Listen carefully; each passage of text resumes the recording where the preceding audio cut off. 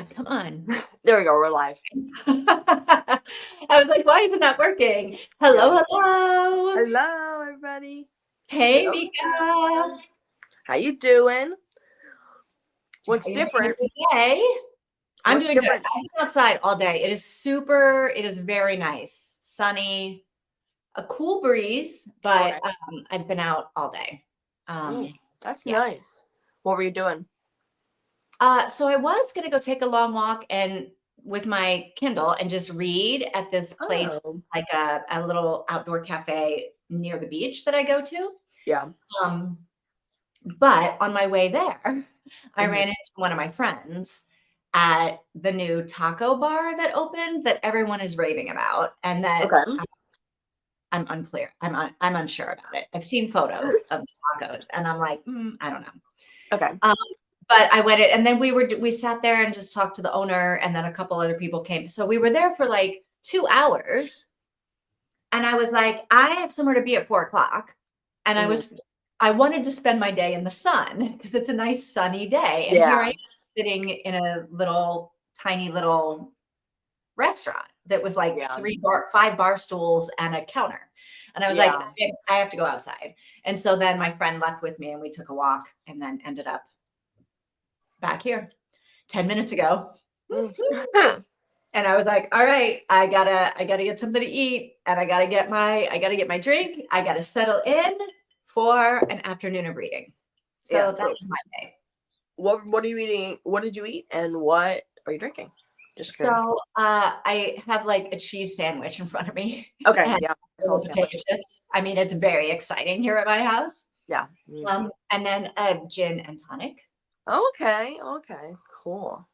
Nice sunny day for a gin and tonic. Yeah. The weather's mostly the same here, I think. It's definitely definitely a pretty cool breeze coming in, and it does look sunny. My parents are gardening outside. My mom just bought all of her summer plants, so tomatoes. First time doing most of them. She's done tomatoes and peppers for like 2 years straight. She's doing potatoes, strawberries, basil. What else? She's going to try to do radishes. Ooh, I love radishes. Potatoes. And she did potatoes before, but we didn't eat them because she was like, I don't know if we should eat these things. I don't know. So we didn't eat them, but hopefully we're gonna be able to eat them this year, and I'm so excited because it's so fun. Like she buys like the plant that's already started. Okay. And from Walmart. And they're actually gonna be in the backyard this year and not like she's doing it way more. Normally we have this like metal rectangular thing that's like a foot tall, and she puts buckets of dirt in them, like the Lowe's 5-gallon bucket into it filled with dirt, and then just plants in that and doesn't put any dirt in the actual rectangle. Why? First of all, she was doing it on the pavement outside, and I guess she didn't want. I don't know. Okay. And she was mainly using that thing to keep the dogs from peeing on it. Yeah. There's a lot of dogs that run around the holler. That makes sense. And then, so she put it in the backyard. And now, backyard, she can't put it in the ground because we have a septic tank. So, we have a septic that is a drainage, a leach septic tank. So, it doesn't need to be stirred and, like, sucked out or dumped.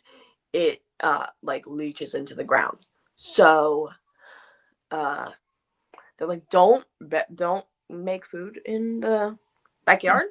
So she put a piece of plastic, it's what you do. You put the thing, and then you put a plastic lining, and then you put your dirt so that your dirt is not going into our dirt. Right.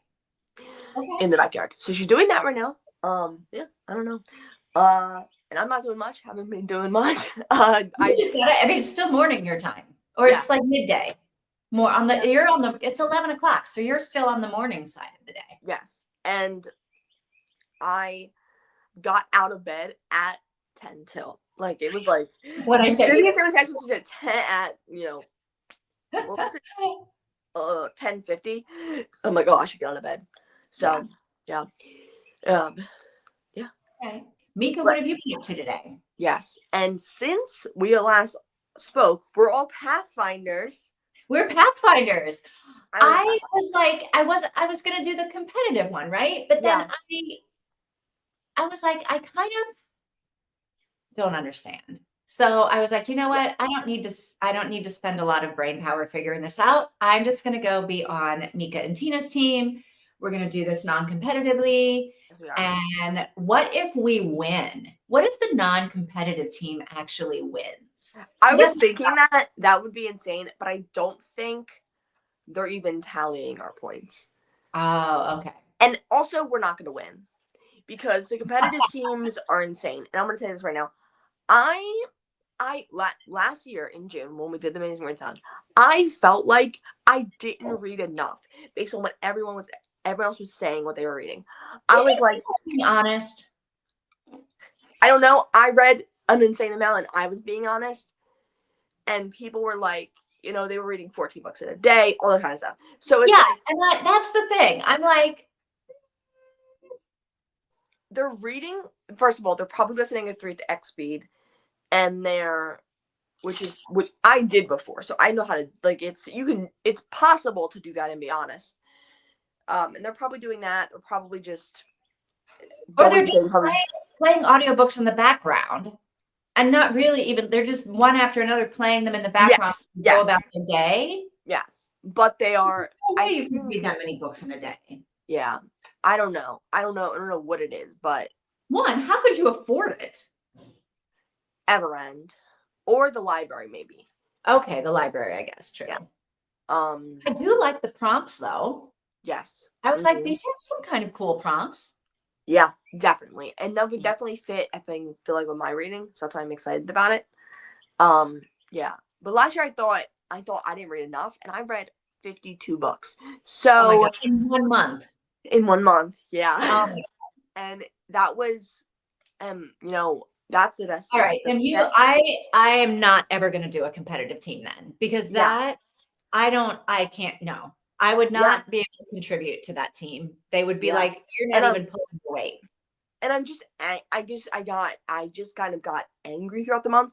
And I know that's dumb, but I got like angry at people for reading so much because I felt like I was just like upset, and I was just like annoyed, and I'm like, I was getting very angry. And I also like messed up my reading goal. It was a whole thing. So I'm like, no, I don't know, like participate. Yeah, we're not doing that. And I'm like, I want to read, I want to enjoy, I want to take things slow. And I'm like, should I do that? And then I'm like, well, I gotta finish a book in 2 days, and I should do sightseeing because everybody else is doing sightseeing. So I might as well read a children's book, you know what I mean? Because that's what you have to do to win. We didn't win, I don't think. But I don't want to be part of all that. So we'll just have fun then. Yeah, we'll just have fun. We can't win. We're not part of the competition. No. Yeah. And I think the good part about it is you can make it as strict or as, loose as you want it to be. You can read prompts. You can not submit anything she said in the Discord, I think. Yeah. Or what my plan is, I'm going to do it the same way everyone else is doing it. That's my plan too. Yeah, but I'm just going to take advantage of it when I need to. Like, I really can't read a book that we have our own little competition among the three of us. I'm gonna lose. I know I'm gonna lose. I barely read. Never mind. If you want to. We're not doing that. Let's just declare me the winner, and then we can say we did it. Yeah. I feel like Mika would far and away be the winner of the three of us. Yes. Mika reads way more than we do. So we could just declare Mika the winner and call it good. All right. She would win. I've declared it. She is the winner. She won. We can follow the prompts, but it's just for fun. I'm already having fun. Yes. Mm-hmm. Yeah. So then we should talk about this. Do we in June want to just do regular reading sprints, or do we actually want to do a book? I mean, I don't know. I don't know either. Let's think about this. I feel like I want to do a book. Okay. But if you guys want to do regular reading sprints, can the book we do, can we pick something that goes with the prompt? Yeah, but we'd have to make sure. I guess we don't have to, right? It's not like we're not going to finish it in a week. No. And that's the other thing. Never mind. Disregard. Rewind, take Okay, yeah. everything back that I just said. Yeah. It'll probably, here's the thing. We could probably stretch it.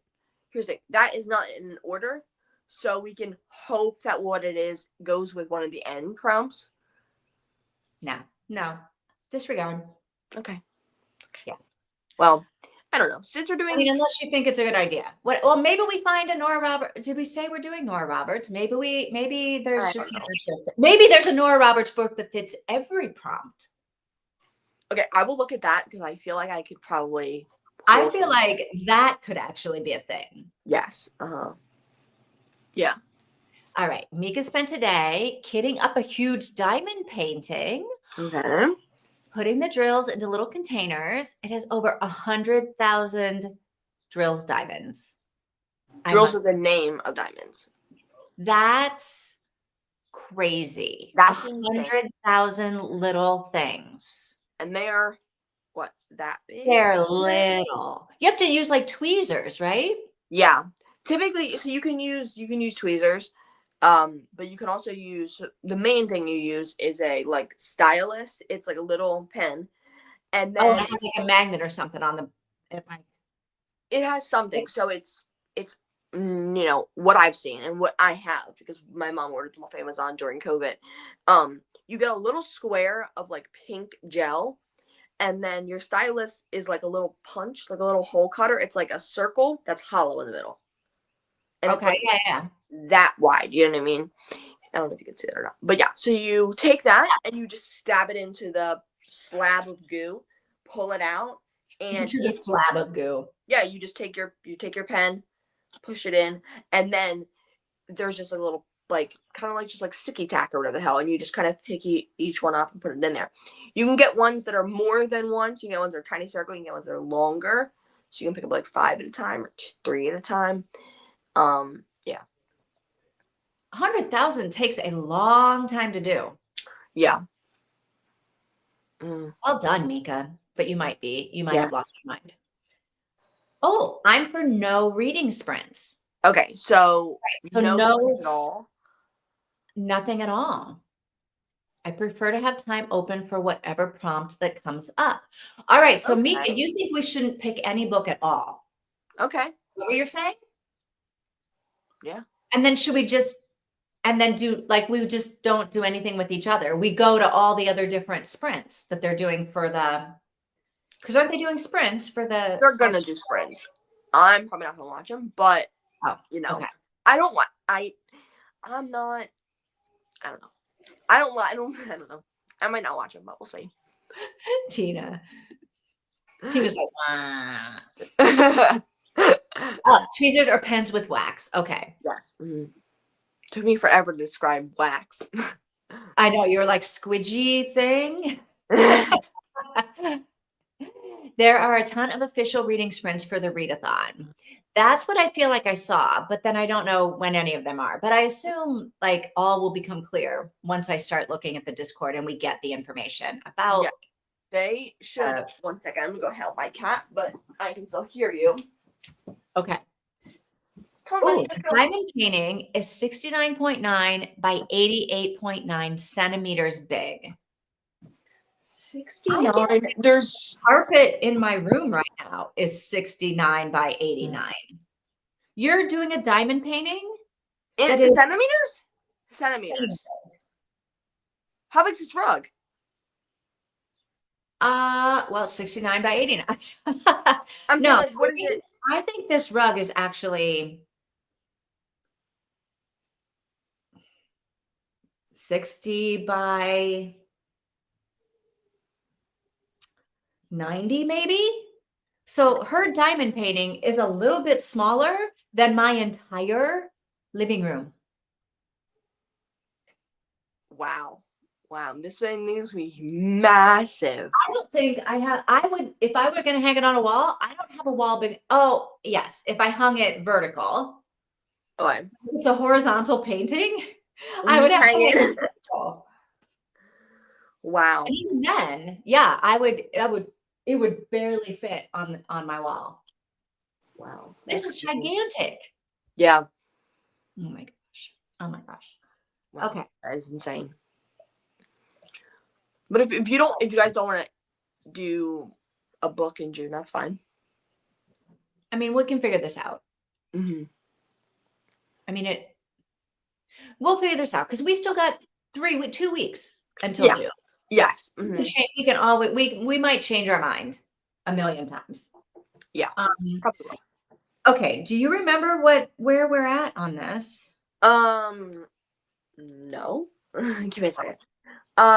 Chapter 36, 37. Let me open Audible.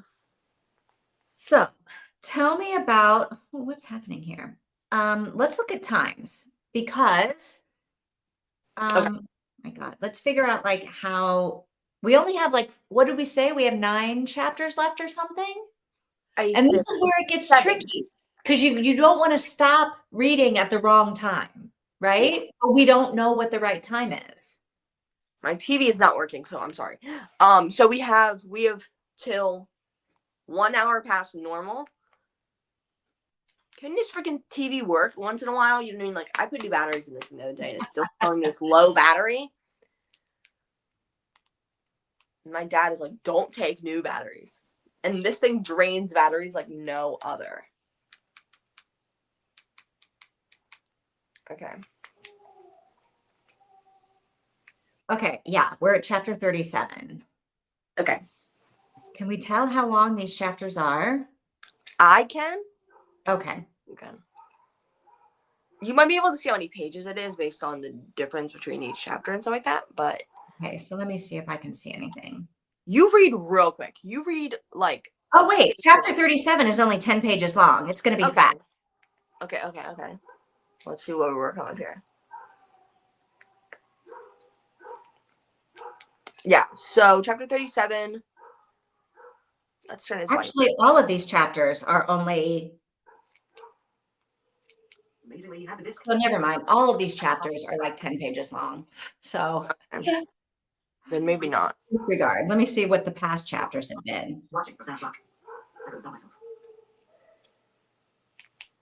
Chapter 37. Okay, chapter 37. Sorry, yeah, go on. Sorry, is 17 minutes long. Chapter 37. Okay. Maybe we should write this down. 17 minutes, and then 20. And then 18, then 20, then 23, then 40. I'm sorry, no, then 24. Oops, I'm dyslexic. Okay. Then 13, and then last chapter. The end. Oh, it's just the end. Okay. So I was like, wait a minute. That is my last chapter. Yeah. So that's where we are now. Okay. Maybe we go 2 at a time and then we do the last 3 together. Okay. If that works for you guys. I don't know. Let's just see. Yeah. We'll do 2 for the first one. So let's do 37 and 38. Okay. Oh my God. I'm having a freaking hot flash. I'm so hard. Open a window so you get that nice breeze you were talking about. Oh, wow. It's too sunny, I think, to get. I don't want creatures blowing in at me. Oh, you don't have a screen. No. So 37. That's a 4. 37 and 38. Say done after 38. Okay. All right. Is that what that says? Let's see. No idea. These creatures, they're freaking sick. What does it say? Okay, we're reading chapter 37, 38. Okay. Yes. Okay. Oh, I'm so excited. Okay, wait. Can we do a recap? Where are we? Gabby's gone. Gabby's dead. I don't know. We just I know. I remember. I'm still worried about Katie. Yes. And we don't know if dummy lingerie killer is the same as, well, we don't know if he's the killer, and we don't know if he's the same guy that was in St. Jacques' apartment. Okay. There are so many unknowns. Yes. I think they're the same guy. And this is good. We're at a really good part. Yes. I think he's the same guy. You don't think he's the same guy, correct? I'm not convinced he's the same guy. And I can't remember. Mika, do you think he's the same guy? Okay, let us know if you think he's the same guy. I think they're either the same person or they're working together, or they're two people that are working together. I mean, it's very weird that you would have this, yeah, I don't know. There's definitely weird stuff going on in both places. Maybe they're the same guy. I guess we'll see. I guess we'll find out. You're right. All right. Mika says she's not sure. Okay. Mika also says if we have our heart set on reading a book, that's okay. Okay. This is why Mika is our friend. Yeah. All right. Okay. So I will see you guys after, wait, where are we at? After chapter 38. All right. All right. Happy reading.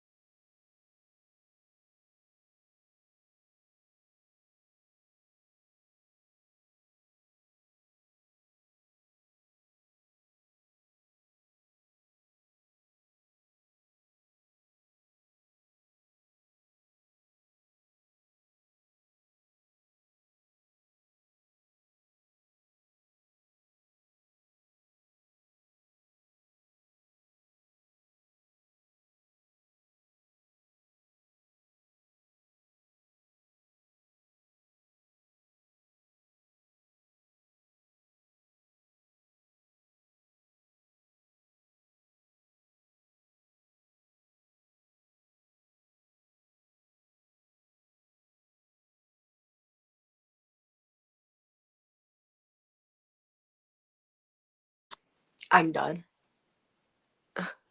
All right, we're all done. Yes. Yes.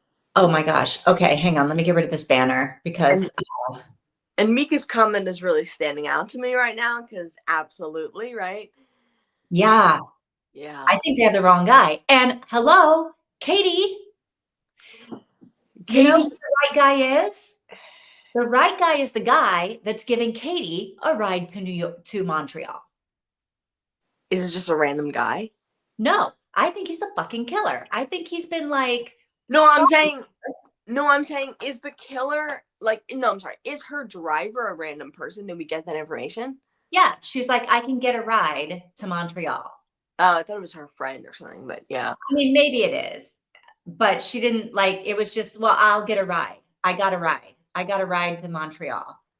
Okay, yeah. I'm back in the 90s, you go on Craigslist and get a ride, right? You do that. Yeah, you do that. You end up you're on these rideshare boards, or I mean, I didn't do this, but people would just at gas stations get rides. I had friends that went to and from friends. I don't know. I had people that went to and from college. You would just go to a place and be like, is anybody going, to Boston?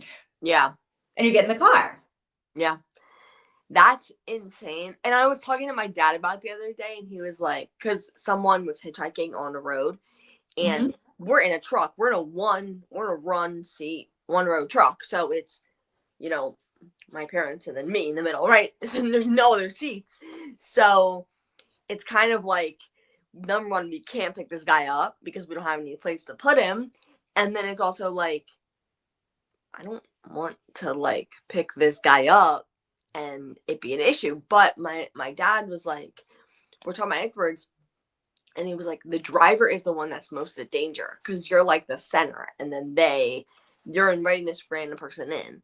And I'm like, I always thought the person who was hitchhiking was the one who would get killed. But my dad was like, it's probably, I mean, he's like, I'm making this up, but it's probably, you would think the person who's picking the person up, because every time they do it, they're putting a random person in their car. I think your mom would feel exactly the opposite. I feel exactly the opposite. I think mom that's agrees with my dad. A man would think, if I'm getting in someone's car, they don't know I'm here, and if they try to attack me, I can take them. Where a woman is like, I'm getting in a stranger's car, and if they wanted to overpower me, they could.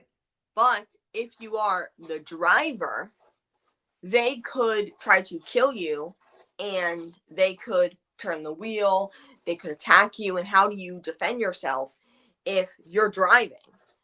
And that's what my dad was saying, was if you're a hitchhiker, you're the weird one, and the driver is just some guy on the road or some person on the road who is driving, who's registered, who this car is registered to them, probably they have a license, they are registered with the state, and you're random. If you kill them, there's probably going to be very little evidence that you were even there. Right. But even as a woman, you wouldn't, if you were driving a car, you wouldn't pick up a strange man. No. Right. So I think it's a man. I do think it's a man-woman thing. It is definitely a man-woman thing. Katie is 100% getting in a stranger's car. That's so hard. It's so the stranger is definitely the killer. Okay, I think that's interesting. I think that could be dedefinitely solid. I'm making it up.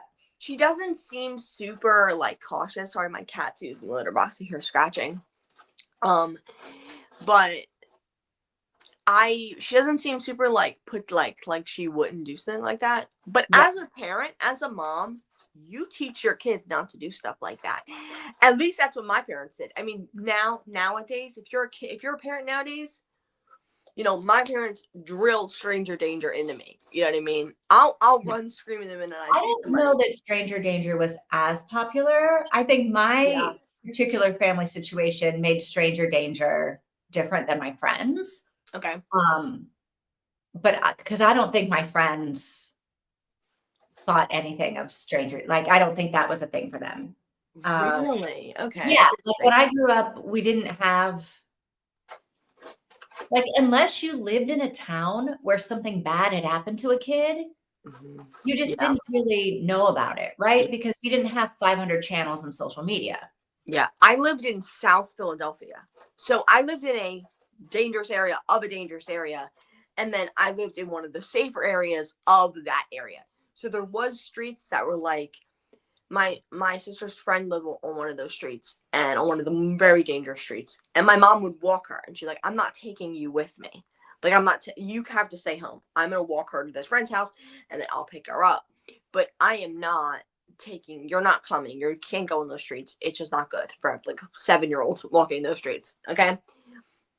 But like, so I lived in one of the safer areas of South Philly, but it's still, if you know, I think South Philly has a little bit of a stereotype. There's a lot of violent people there. So it was like, and some girl got kidnapped around the corner from me, and she was in my dance class. And I don't know. I remember like, oh, that's the girl who got.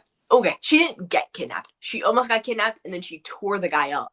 Okay, she was fighting. She was fighting the guy. She bit him up and stuff like that. Good yeah, for you her. have to fight because you that's your only chance. Yes. Second, once you get that I did learn watching the Oprah Winfrey Show back in the day when Oprah wasn't like wild conspiracy theory person. Yeah, like, she was more like you have to fight. You don't get in the car. You don't let them take you to another location. No, like make them kill you right there. Right? You scream everything under the sun. You scream fire. Yeah. Right. That's the main thing. Was my mom told me, you said, I scream. You scream fire. If someone's attacking you, scream fire. You go for the eyeballs. You go for the mouth. You drop low. You punch. You kick. You bite them. That's what my mom told me. So it's just like, that's what my parents were very, very worried about me getting kidnapped every single day, basically, when walking outside, because they were just like, you're gonna get kidnapped. You can't be by yourself. So I don't know. So I knew stranger danger, and like my mom and my dad were the only ones who took me outside by themselves. Like it was like twice that my siblings were allowed to walk me to like a corner store and get ice cream with me. And even my grandmother lived across the street, and like she was old. She was probably like 75 when I was young. But they were like, nope, you can't be alone with grandma, because my grandma was a little bit of an oddball. She was like, if you and Amber, your best friend at the time, if you guys went with grandma and someone was trying to steal you, or if there was a car coming, she'd pull your friend out of the way first, because she would, instead of you, because she would think that that's someone else's kid, and she wouldn't want to get in trouble for that. So you're not going with grandma, with anyone, because she's not prioritizing your safety. Rip to grandma, but here we are, right? So grandma, I think 3 years after she passed away, but so she's never gonna know about this. But yeah, I don't know. It's just kind of like, feeling was kind of odd, and we just kind of, I don't know. It was really like my parents were like locked on me at all times, always having an eye on me. They were so, I think reasonably enough, so afraid of me getting kidnapped. And I mean, the murder rate in Philly, their childhood was not the same way, I bet. Like their childhood, no. Yeah. Not even close. They used to, so they had stoops. Stoops aren't a thing here, but they were in Philly. Do you know what a stoop is? I do. So as a kid, as when they were babies, grandma would put them in their stroller behind the stoop and let them take naps, and she would go inside and clean or do whatever. She'd go, you just take a nap behind the stoop. It's nice fresh air. There's shade from the stoop. So yeah. And I'm like, yeah, I don't think, because we didn't have this 24/7 news cycle just telling us about all the terrible things that happen to people. Yeah. So there was a bit of a, not recklessness, because, I mean, yeah, people did have bad things happen to them. Yeah. But yeah, people were hitchhiking. Yeah, like Mika makes a good point. If the passenger attacks the driver, they're going to kill, and the driver like gets in an accident, everybody dies. So it gives them a little bit of, I'm not going to attack the driver. The driver's a little safer. Yes. Yeah. Nobody was cautious about hitchhiking. Yeah. Back in And the day. even when you tell me the stories about you staying in that, I think about that all the time. You staying in that volleyball hotel. Oh my God. Yeah. And yeah, that was 1990, whenever OJ happened. 94, 93. Yeah. Yeah. And I'm like, that's something like, I mean, that was in Honduras or Guatemala somewhere. So like, let's not get crazy, but yeah. No, yeah. And then even the story about the boat, you driving that boat, I'm like, yeah, well, that was in because 2017. So oh my God. that was 2 years ago. Yeah. That oh my God, yeah. That's not at all, baby. And you could have been one of these women. That's literally how it happens. But I'm an old woman. You were, I mean, I guess in 2017 you were. I thought you were like much younger. No, I was not. I was not a young girl. I would never have done that. That's the thing. If you start 20s, 30s, no. I feel like I'm not aging out of being the perfect kid nepotism, right? Okay, but I'm starting to, right? I'm almost 20. So like pedophiles or not. I feel like what I've heard from you about comments that you used to get on your YouTube stuff and comments that you get on social media. Oh my God, yeah. And then it's not a fun time for you either. No, it isn't. Okay, I'm getting into like the worst part of it, or one of the worst parts of it, but I'm getting out of like the pedophile part of it, which I guess is good, right? So, but I don't know if I ever told you about this or not, but I was playing this Yahtzee app. Ever tell you about that or no? And so I download Yahtzee Friends or whatever, and I'm playing Yahtzee, and then this guy messages me, and we start talking, and I'm like, why the hell is he asking me all these questions? Okay. And then he is like, why don't we be friends on Facebook? And I feel guilty. So I go, so I friend him on Facebook because I'm like, I guess this is just some person who like wants, maybe they want to talk, maybe they're lonely. I don't know. I guess I'll do it because he wants me to. And this is how dude gets Katie in his car. Yeah. And then I realize, oh no, Scarlett, don't do that. Sorry. And he, first of all, he commented on one of my pictures. That was when I was like, it was like a while back. Okay. It was like a while back being like so beautiful. I was like much younger then. Okay. And like then 15? What? Much younger. You would have been like 12 or 13. No. This is like 17. That's like 17. That's not much younger. That's much younger than when I was. Than where you are today. Okay, no, it wasn't much younger. It was a little bit younger. I was only 52 instead of 54. Well, okay, whatever. Anyway, so he comments on this post from when I'm like 18, 17, okay? And then he starts sending me pictures of his bank. Okay, thank God it was nothing else, but of his freaking trades, of his stocks, and of his cryptocurrency bank. And he's like, I have $10,000. And I'm like, bye. He tries to call me. On Facebook, FaceTime me. And I'm like, I'm out. We're not friends. I'll tell you that much right now. I blocked him on everything. It's just like, we didn't have any of that. We literally, like growing up, we didn't have, like, it was your town. It was the people that you saw in real life at school every day. Yeah. Or in your town at the supermarket. Like we had, not that we had no knowledge of what was going on in the outside world, but I mean, the news was 30 minutes. Yeah. 5 o'clock at night.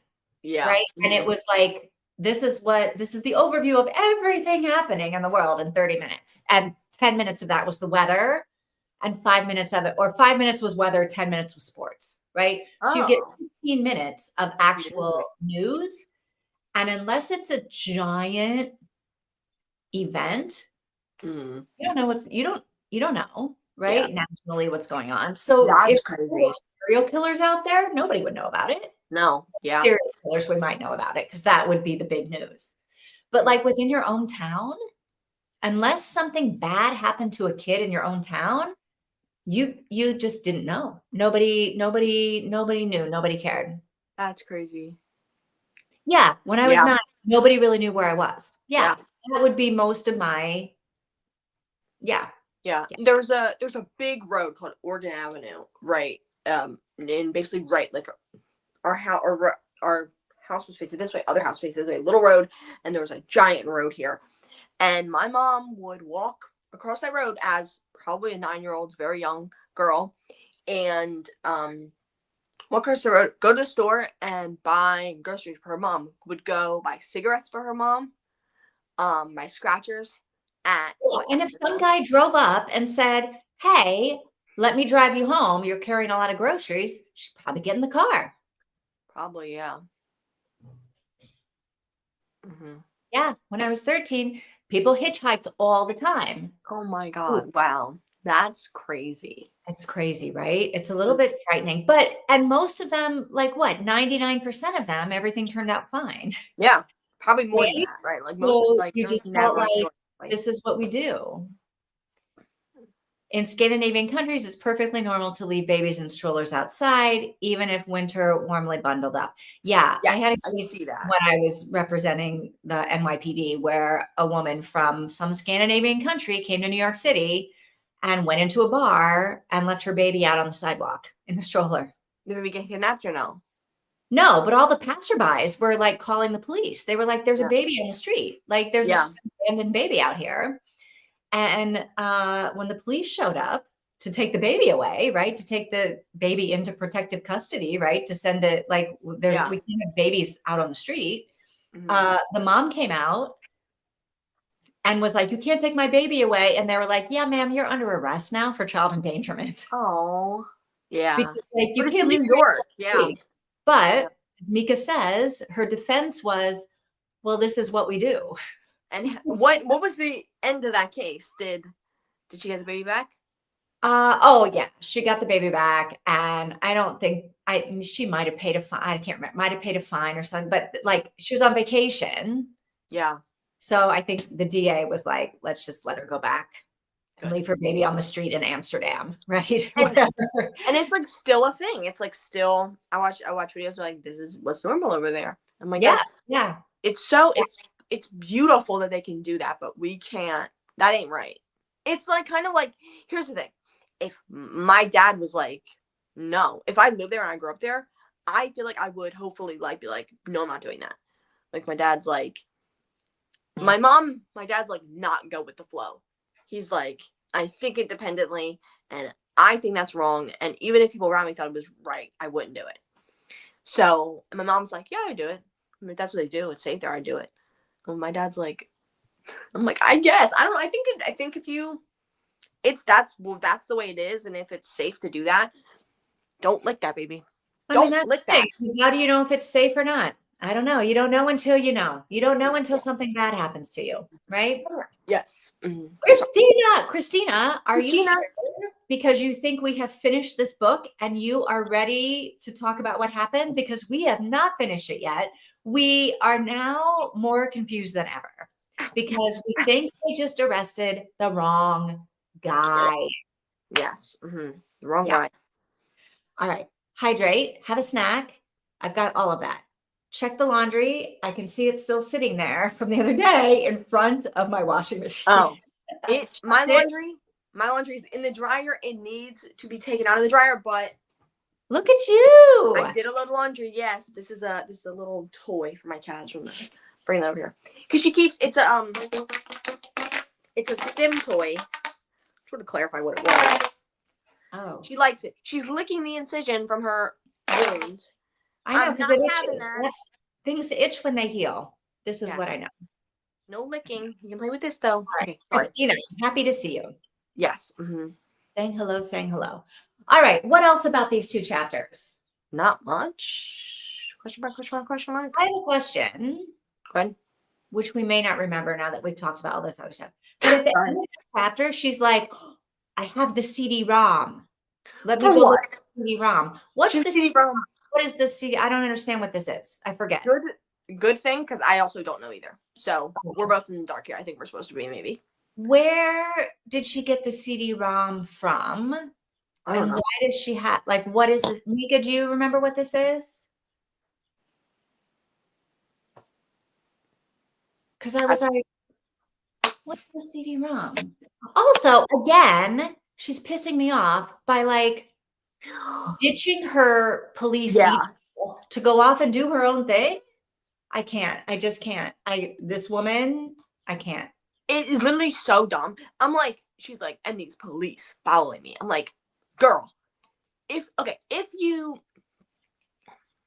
you're shy and if you don't want people seeing every weird action you do and every weird thing you say out loud, that's a normal thing. But if you're just like, I don't want these police following me because I want them following me, just let them follow you.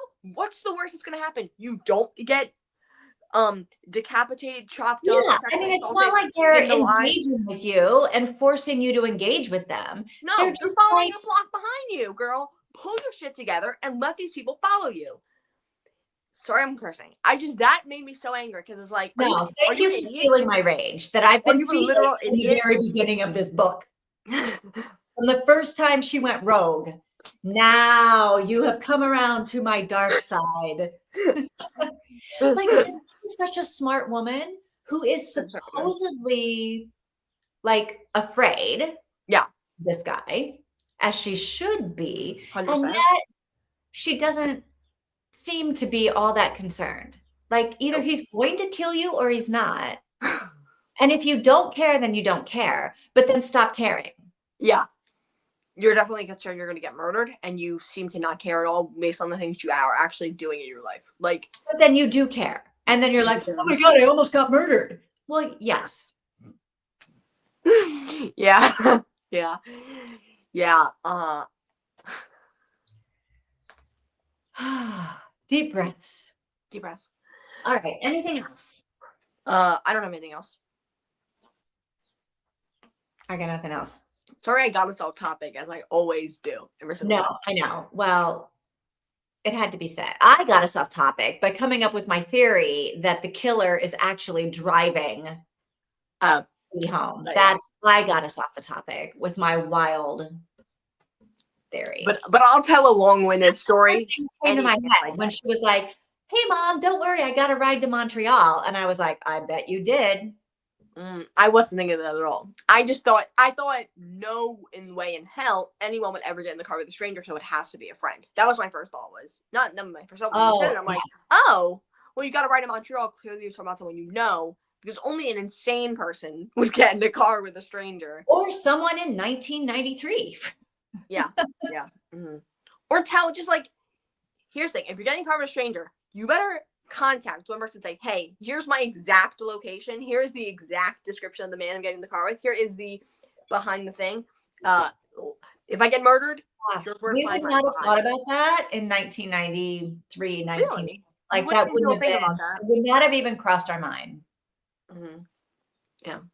I'm a little bit, when I think of all the times that I surprised my mom coming home from college because I got a ride with like somebody that I knew, I didn't even tell her I was coming. Like, it's kind of remarkable that she even called her mom and said she's coming.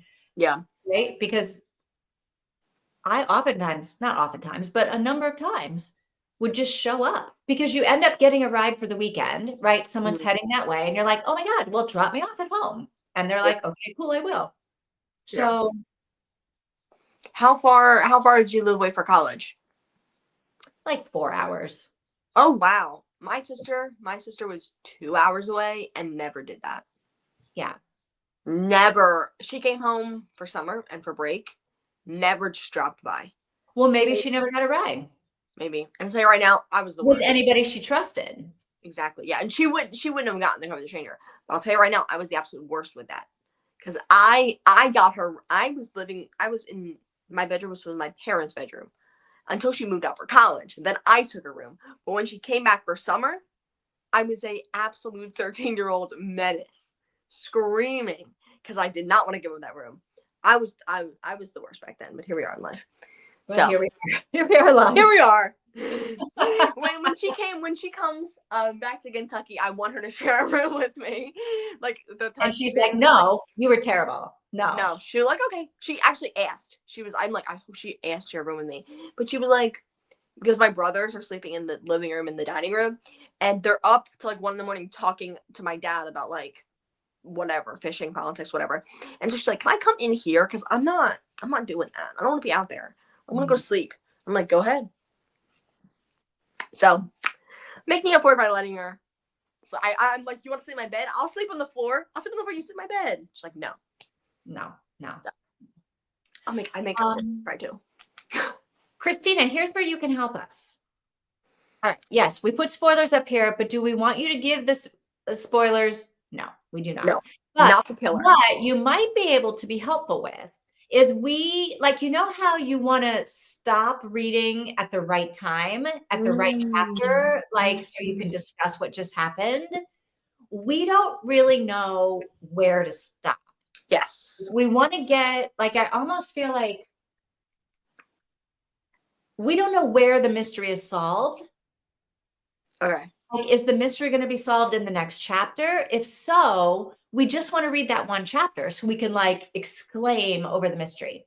Yes. If the mystery isn't resolved until chapter 42 out of chapter 43, then we know to keep reading, right? You know what I'm saying? So Christina, do you have any thoughts about we've been doing 2 chapters at a time? Do you remember when you were reading the book, how close to the end did it all come together? Maybe we right could do. At the very end? Is it don't spoilers? We just need to know how much more to read. Yeah. And if Christina remembers chapters or anything like that, that would be great. Yeah. Or maybe she doesn't. Maybe we could read until right before we find the killer. I know. I kind of feel like we have to do either we have to do one chapter at a time and stop and then get back together. And if there's nothing to talk about, we keep going. Okay. That works. Or we keep doing 2 chapters at a time. Or what I'm saying is we read. Because I usually finish first. If at the end of if we're going to read 3 chapters, but at the end of the first chapter we read, it all comes together, I will unmute and say, stop after chapter whatever. Okay. That could work too. Christina thinks she can't tell us, so maybe not going to tell us. Okay.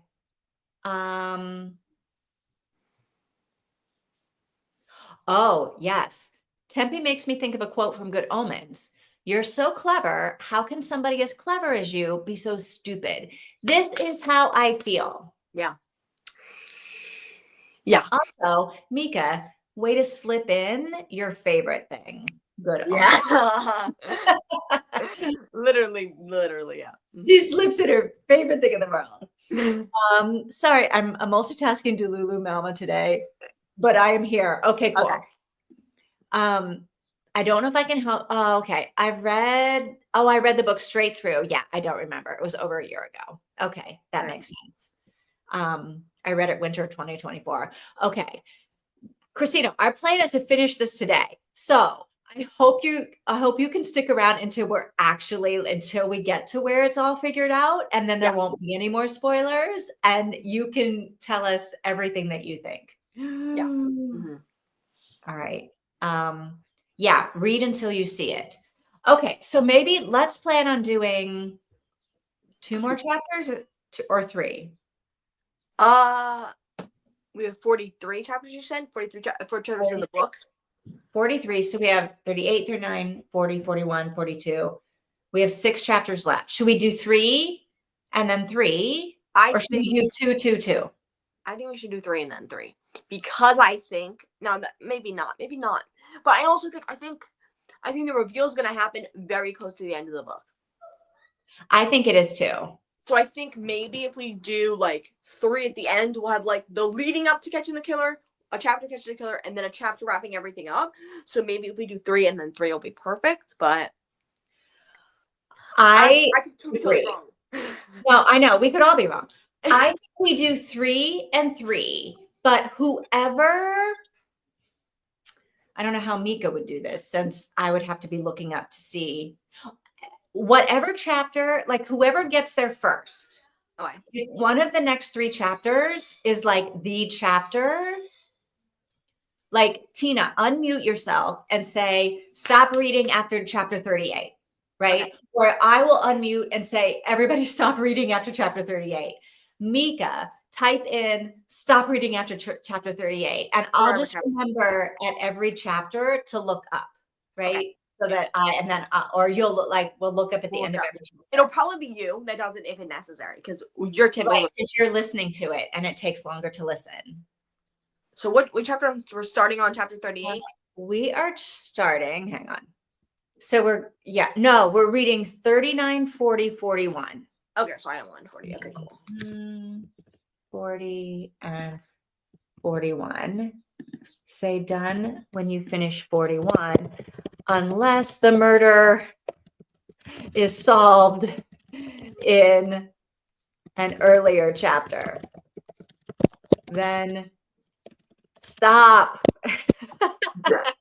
So we can talk about it. Okay. Oh my God, that's hilarious. So we're starting on chapter. Hang on, I'll tell you where we're starting. We are starting on chapter 39, 40, 41, 42, 43. And then we do 42, 43. Oh, hang on. Exactly. That feels a little bit less than, we only have 2 chapters left. Maybe you count it wrong. We have 5 chapters. So we have 39, 40, 41, 42, 43. Should we do 2 chapters and then 3 chapters, or 3 chapters and then 2? Now I'm thinking 2 chapters, then 3. Yeah, me too. Mika, what do you think? If you didn't, I think that's good. I think 2 chapters. Let us know, Mika, what you think. But let us know. Because even if we haven't solved the murder, we are right there. We're right there. We have to solve it in the next one. But here's the thing. If at the end of this chapter, she's right on top of the murderer, we have to keep reading. At the end of 40, if she's tackling the murder, we have to keep going. So it's going to be everybody's done, and we're going to be like, okay, let's keep going. We got to keep going. Yeah. We're going to read to the end. Read to the end, right? Okay. So let's do 2 and then 3. Let me fix this better. We're not going to salt and broom this book. Okay, we're not going to. No. All right, so we're going to read 39 and 40. Okay. Oh, shit. Oops, sorry. You're good. I cursed earlier too, so. 39 and 40. Say done when you finish 40. And hopefully we don't solve the murder in chapter 39. All right. Let's see. Hang on. Let me do these. Okay. Christina's going to be here. Okay, good. Oh, okay, cool. You can check chat for Mika after each chapter. Yeah. 2, 3. 2 chapters, 3 chapters. Oh, yes. Good. I'm please decipher what that means. Because I'm already who's the murderer? I can't even think. 2, 3. Okay, so we're gonna do 2. Oh my God, we are almost at the end. And part of me is I wonder if it is Claudel. If it is Claudel, I will have Oh, or maybe it's Ryan. Maybe Ryan isn't a love interest. Maybe it's Claudel. I don't know. I imagine Claudel. I don't know. Look, if I was Ryan, I would be Mika's quote from The Good Omens. I'd be like, you seem like a smart girl, but you're actually stupid, and I cannot be involved with a stupid person. So no. But it's always there's no more romance in suspense books, at least in cozy mysteries. It's always the love interest cop saving her from her dumb actions every single time, and it's awesome. It's annoying, but it's awesome. I mean, I feel like somebody is going to save her at the end of the day. Yeah. Mm-hmm. She's gonna be just wandering into the killer's lair, being like, "What's this glove doing?" No, the killer's gonna rock up with Katie. Okay. And Tempy's gonna lose her mind. But she might not know it's the killer. She might not know it's Roach guy or whatever who looks like that. Oh, I think she's gonna know, because I feel like Katie's gonna be in a bag. No, I'm kidding. I don't think Katie's gonna die. And here's the thing: if Katie dies, she's relapsing, and she didn't really relapse. If Katie dies, she's committing suicide. This is not just a relapse. This is a full-on breakdown. I mean, I'm sorry she hasn't had one with Gabby yet. Her best friend just got slaughtered. I know. I'm glad she didn't relapse, but I thought she was going to. Well, not slaughtered, strangled. Murdered. Which is slightly better. Less than being slaughtered. Okay, you have to die. I'd rather Be strangled and slaughtered? I feel like slaughter is most times getting your throat slit. But slaughter is just being killed, right? They slit animals' throats mainly when they kill them. Pretty close to being strangled. Okay, anyway, what are we talking about? I mean, now we're just being technical. All right. Yeah, okay. Read 39 and 40. See you at the end of 40. Okay. Go.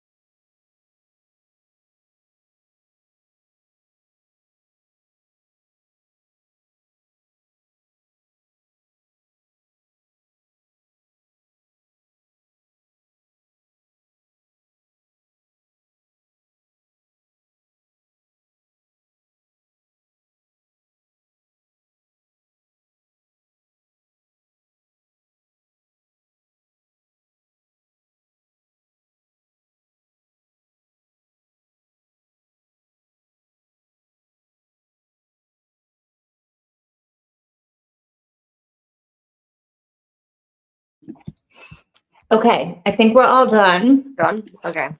Yeah. All right. Tina says, well, first, before we get to that, Christina says, it was Tempe. And she went with Tempe's the killer. I saw that and I was like, what? What Yeah. is this a Sherlock? Is this like what you were saying before, like a Dr. Jekyll, Mr. Hyde? She's Dr. Jekyll and then she's Mr. Hyde in the night. But okay. Yes. Okay. So real life. Yeah. Go ahead. We're in yeah, for real. So as I said in the private chat, we picked the best place to stop because the killer is coming for her. But I think the element of the abortionist is a little bit important. So his mother was killed by an abortionist. I assumed they didn't mean murdered by an abortionist. I mean, in the process of having an abortion, she died. That's what I assumed too. Now, what immediately struck out to me was the objects. Was the what? Sorry. No, you're fine. Talking and can't hear you. No, you're totally good. Was the objects that were inserted. It's kind of reminiscent. I mean, how far they were in is probably like right below the rib cage, I'm assuming. So like almost in the uterus, basically, right? Yeah. This is apparently the size of a lime when you're not pregnant. Okay. And it gets to be about the size of a grapefruit sometimes, but it's really small before you're pregnant. So like it's not like it's probably ripped through it, but like, you know, it's representing a baby. Especially the statue one. That was, I mean, the knife is also right, and then also the dismemberment of the bodies is very right of a D&E. It's very similar to what happens in a D&E, kind of, right? Maybe. But yeah, I see where you're going. That's actually what it's called. It's called an dismemberment evacuation, right? A D&C is dilation curettage. A D&E is dismemberment evacuation. So dismembering the body and then doing the opposite of an evacuation in the other order, though. So I don't know. Maybe I'm going crazy here. Maybe I'm going off the rails with this theory, but maybe he's, and I don't know. But here's my thing: who the hell is he? Yeah, he's pretty Leo, but who's Leo, right? How do we relate Leo back in this? Leo, and then my name is. I can't remember how she even, Leo is the guy that used to work at the butchery with Grace. And then Leo is also the caretaker's nephew. But I don't know how we got to Leo in the first place. Someone who worked, the only people who could get into the graveyard are people who worked at the graveyard. That's right. But before we even got there, she knew the name of Leo. I didn't. Because I know. I was like, so she went to the butchery where I guess it's a butchery. I don't know. She used some French word for it that I just translated into butcher. I don't know. Where Grace Damas used to work. And I'm like, what? Why all of a sudden are you like, oh, it's the butcher where Grace used to work is going to give me all of the clues. Yeah. Why? Because someone else was connected. Someone else was connected. What does that murder have to do? So the guy that murdered Grace a month ago is the same guy that's been murdering people for like 20 years, 10 years. It just seems a little bit like, I don't know. I'm not enjoying this. Yeah. Did his name come up before? Really? No, we literally just learned this guy's name in the last 2 chapters. I'm not disenjoying this. I think it here's the thing. Whenever the killer, can you stop biting me? Whenever the killer gets revealed, I'm confused, so I'm used to it, but I'm not liking this. I think it's making enough sense to me, at least. I'm confused, but it's making enough sense. I've read cozy mysteries where I don't even understand why the killer did it. I don't even know who the killer is. There's no information at all. This makes some sense. There's a callback to the beginning in the cemetery and all of this. Like it's putting together. I've read cozy Like, mysteries where I didn't even obviously know the the person author existed. thought the plot through. Yeah. It just is a little bit like, I feel like I missed something in between. Again, I feel like Tempe keeps making these giant leaps. And I'm like, where did that come from? But her leaps keep panning out. She keeps actually getting to the other side, not falling. We might be but then it makes it, but then this is where I'm frustrated with it, because I'm like, so why am I reading this book if like you're not going to bring me along on the journey with you? Like, she never connects the dots. Like, she makes a leap, but then I feel like, okay, I need to know why you made that leap, because otherwise I just feel like you're getting lucky. I think she definitely is getting lucky, and that's most thrillers, the main character is getting lucky, or mysteries, whatever. But do you really think she never connects us? I think it takes a little bit of time for us to get back into this, for us to actually get over that leap with her. But do you think she never connects us? I think she does. Takes a little bit of time, but she does. Well, she only has like 3 chapters left. So, and in those 3 chapters, if she's going to like connect me to how she figured out that it was this Leo guy. Yeah. I think we're going to figure it out. I'm just going to be, or she went to the monastery, whatever. I don't know. We'll see. But I am a little bit like, yeah, I feel like this. If the author has dumped a completely new character on us, I'm kind of disappointed. I don't think we have. She did. We've never heard this guy. We heard this guy's name in the last like 3 chapters. We've never heard of him before.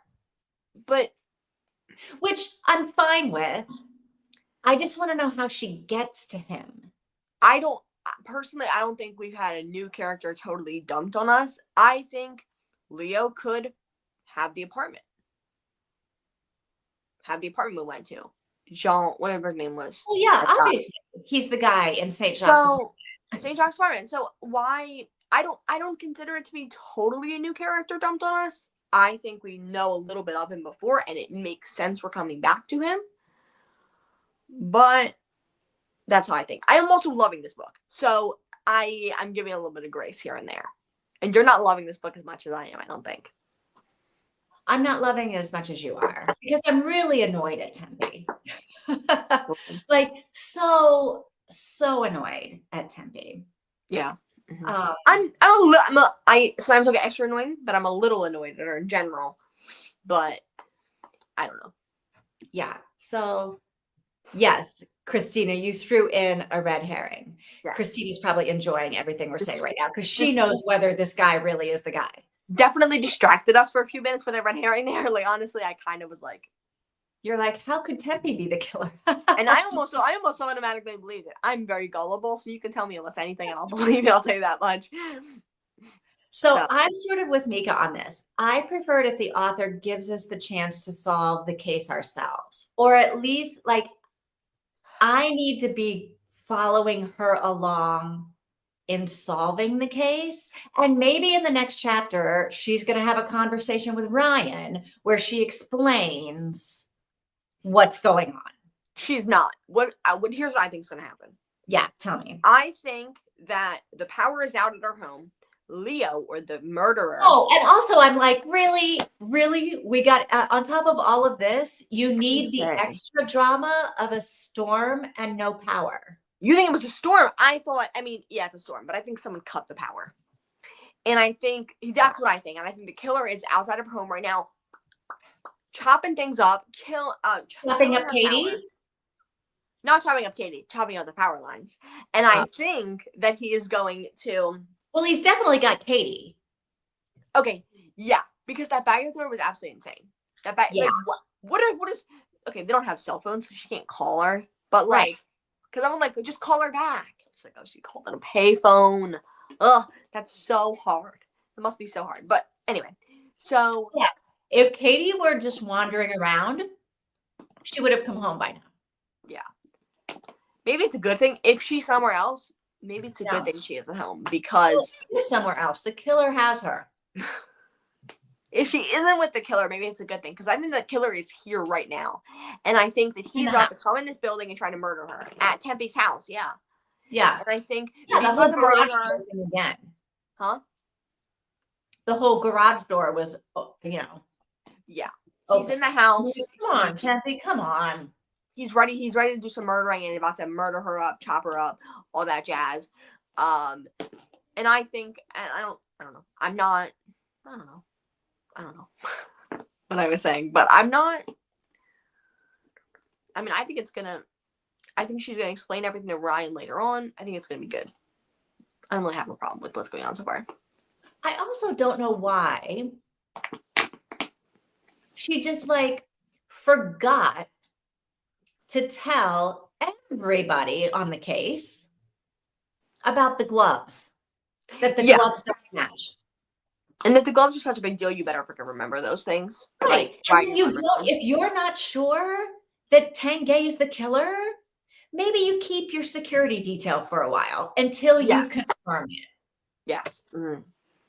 I really do not like this woman. I'm not going to be able to read 24 more books about her if she continues to be like this. Mm.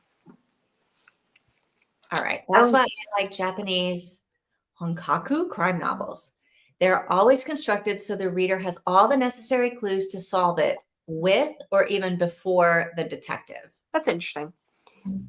I think cozy mysteries, they do not try to let you solve it with them. And even like if you're watching Murder, She Wrote or something like that, this woman, you'll get all these details and then she'll go, oh, and then she'll know exactly what happened and I will have no clue what she's even thinking. And then she goes and she's like this and this and this and this and pop, pop, pop. And I'm like, whoa, you know what I mean? I never know whatever her Jessica, whatever the hell her name is, has up her sleeve. So I feel like I'm used to it. I think this, we're being included more than we would in a cozy mystery or in an episode of Murder, She Wrote. You might be right. So I'm I recognize that my strong reaction to this book and the way it's written, the way this character is written, and the way the book is written, maybe that this is not a genre that I read. Okay. Yeah. So I'm looking at it with fresh eyes, going, no. Yeah. No. Yeah. Mm. And this genre is...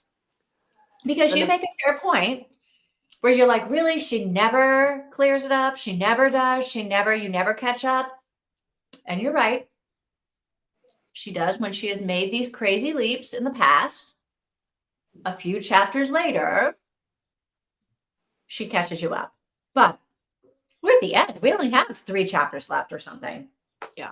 I don't think, maybe it might just be her writing style and the way she's writing at least this book. But I don't think, I mean, maybe if you want to swear off all, I would say this is almost like police procedural, kind of. But like... Except it's not. She's not a freaking cop, and she's violating all of the police procedures. Yes. And she's also making that woman violate her oath or whatever, right? In the history of policing.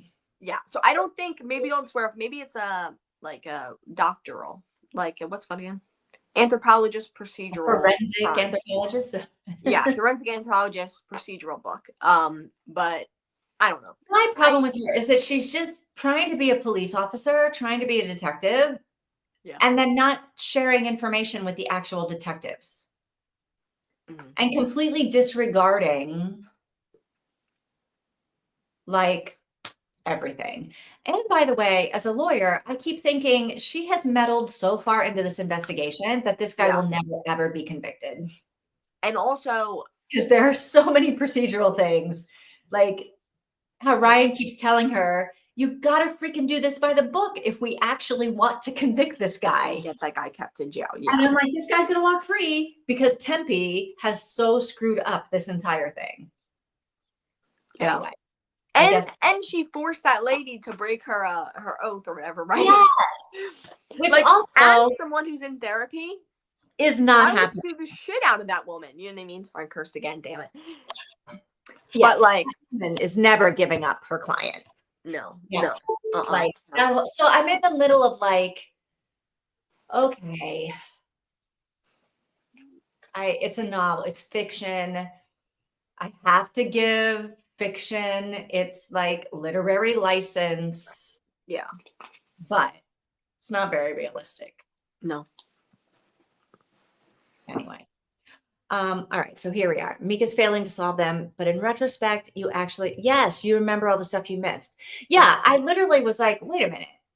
Leo Fortier, like, who's this guy? Where is he coming from? I was like, okay, let me scroll back and see where this guy came from and why now all of a sudden, right, this isn't a cozy mystery. Is it? I don't feel very cozy. No way in hell. I feel traumatized by what's been happening in this book. Yes, this is not a cozy mystery. Nope. Yeah, and I don't read like police novels. Yeah. So, like I say again, this isn't really my genre. Yeah. Yeah. All right. We got 3 chapters left. I feel like we read to the end. Yeah, sounds good to me. Oh my God. We're Are you ready be to figure out what happens next? I'm definitely ready, yeah. All right, let me change the banner. I might exhausted. Yeah. It feels Okay, like reading. this book. It feels like we finished this. I mean, we've only been reading a little bit at a time, but it feels like we got through this book pretty quickly for its length. I guess we've been doing this like 6 weeks though. Yeah, yes, yeah. But it feels quick. I'm definitely enjoying the book more than you guys are. Well, let's see. The book isn't over yet. Yes, we'll see. There's still a chance that there could be redemption. Or I could turn on the book. Christina's saying, I don't think it's a cozy mystery. Yeah. Just a mystery that we may be cozy reading. For the record, I am not cozy reading this. This has been like so stressful for me, this book. Yes. I've been pretty cozy. I'm in pajamas and in I know reading this, so I'm like element here. She's like, oh, and the mystery here, and the police officer here, and there's the romance over here. There's the romance. You gotta focus on the romance. Sometimes you have to focus on that element. Yes, you do. All right, here we go to the end. Okay. I'll see you in a little bit. See you in a bit.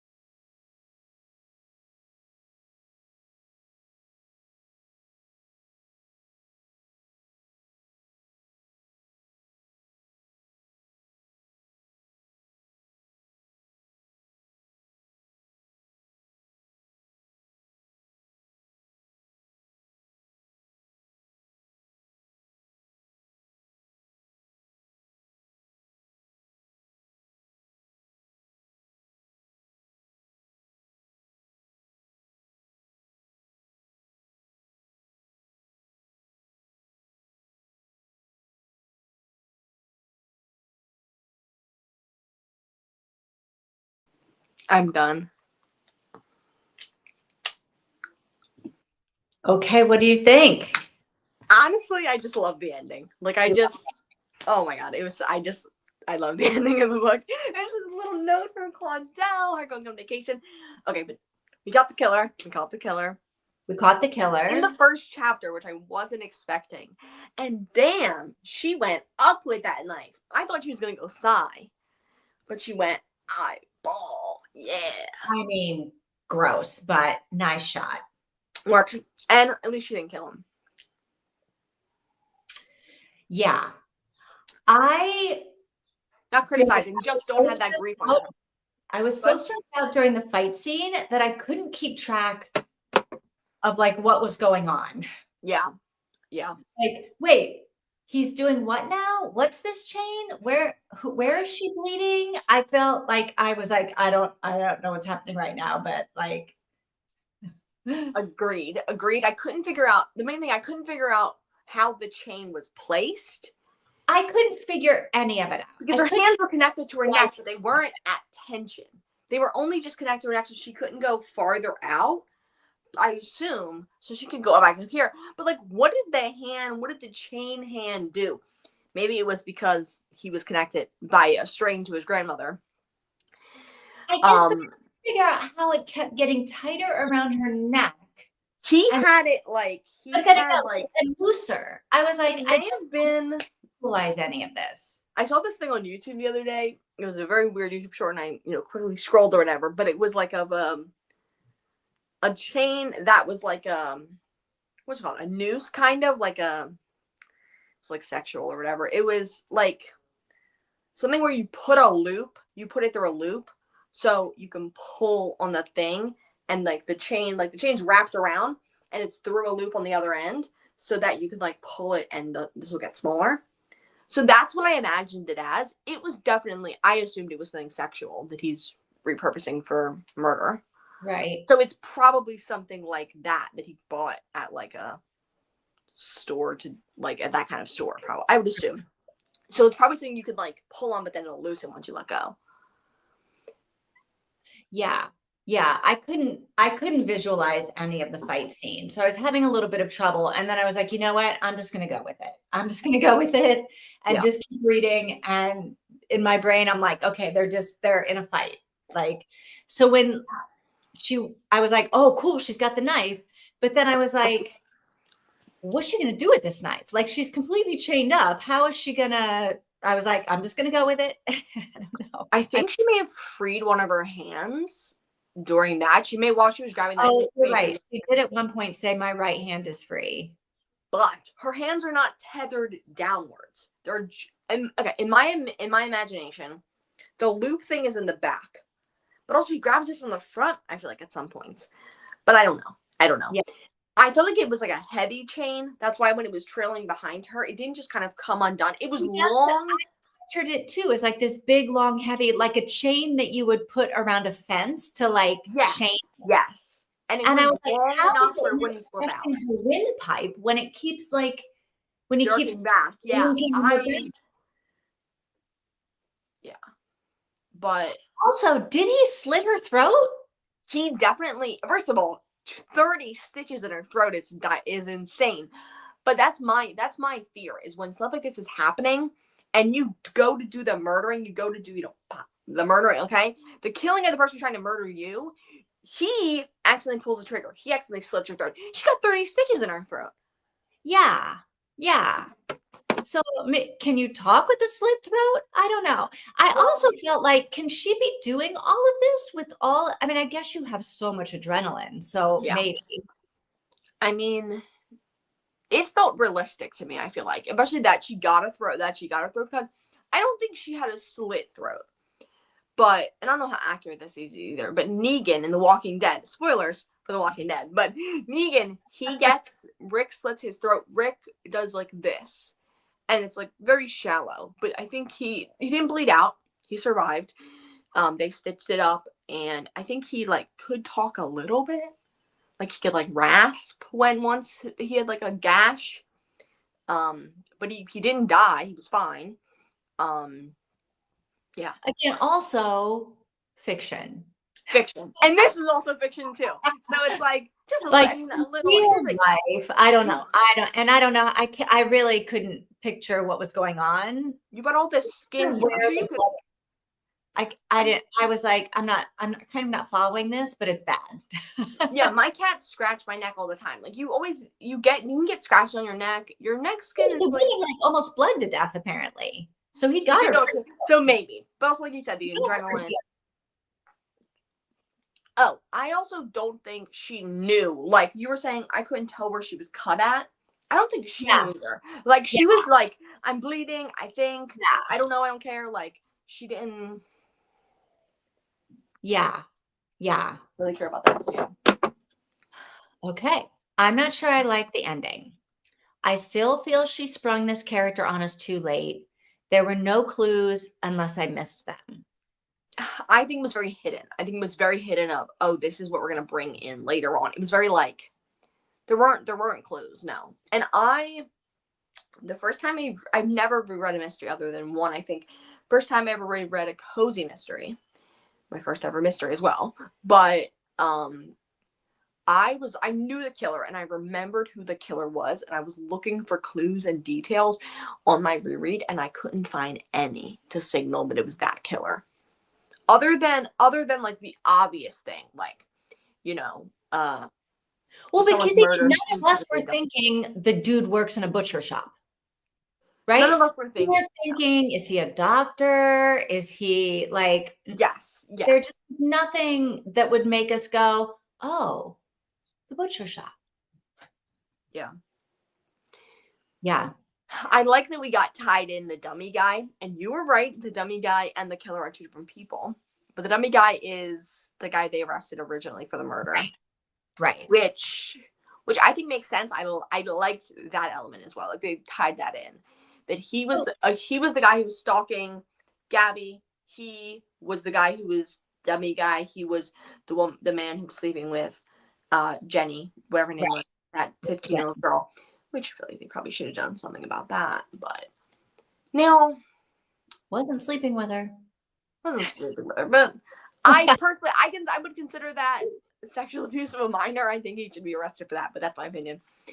Now I'm not gonna answer that question. Never mind. It's just like a little bit much. I don't know. Well, I have a question. So Jewel showed up at the hospital. How does the prostitute who's met Tempe twice know that Tempe is in the hospital and comes to visit her in the hospital? Maybe she saw it on the news that this murder happened or whatever, and the forensic anthropologist was, or maybe she wanted to come see the guy in the hospital and then saw her. I mean, she wanted to be Jewel doesn't know this guy. This guy's like, nobody knows this guy. No, Jewel knows the guy. No, Jewel doesn't. Not knows him. Not she's sleeping with him, but she knows of him. She knows that. We didn't know of him. No, he is the guy who was doing what he was doing with that woman. So with yes, he is. Oh wait, no, he's not. I'm dumb. Sorry, forgot about that part. I'm like, no, he's not. That's the other guy. That's the other guy. And so I was like, what was Jewel doing at the hospital? Oh no, she found out. It's not. You think it's not in the news? I'm not sure that Jewel is the kind of person going to be watching the news. Where's Jewel watching the news? The bar. I don't think so. I don't think the news there. I don't think Jewel is watching the news. Jewel doesn't seem like she's staying up on current affairs. Definitely not. And also, even if she was staying up on current affairs, why would she go to the hospital? Like, it just doesn't make sense to me. I don't know. It's not like it was Gabby. It's not like it was Gabby. No. Gabby, I could see maybe. No, I can't even see that she'd go to the hospital for Gabby. I don't know. That was weird to me. I don't know. All right. I like that Claudel changed his tune. Yes, 100%. Yeah. And I liked that he was the one who saved the day. Yes. Yeah. Mm-hmm. I honestly thought he was the killer. When I heard that French voice, I was like, it's Claudel. It's Claudel. Oui, I'm a killer. You know what I mean? That's what I thought was about to happen. You know what I mean?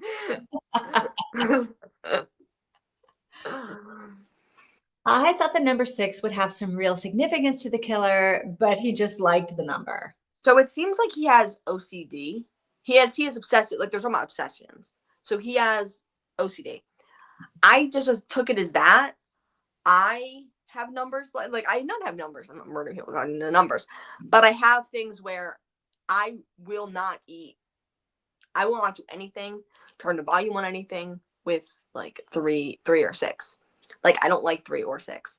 So like I avoid that at all costs. Like if I'm like, oh, I'm gonna get a marshmallow, I have to eat 2 or 5 or 8. Like those are my options. Like if I'm gonna go get a snack, I avoid 3 and 6.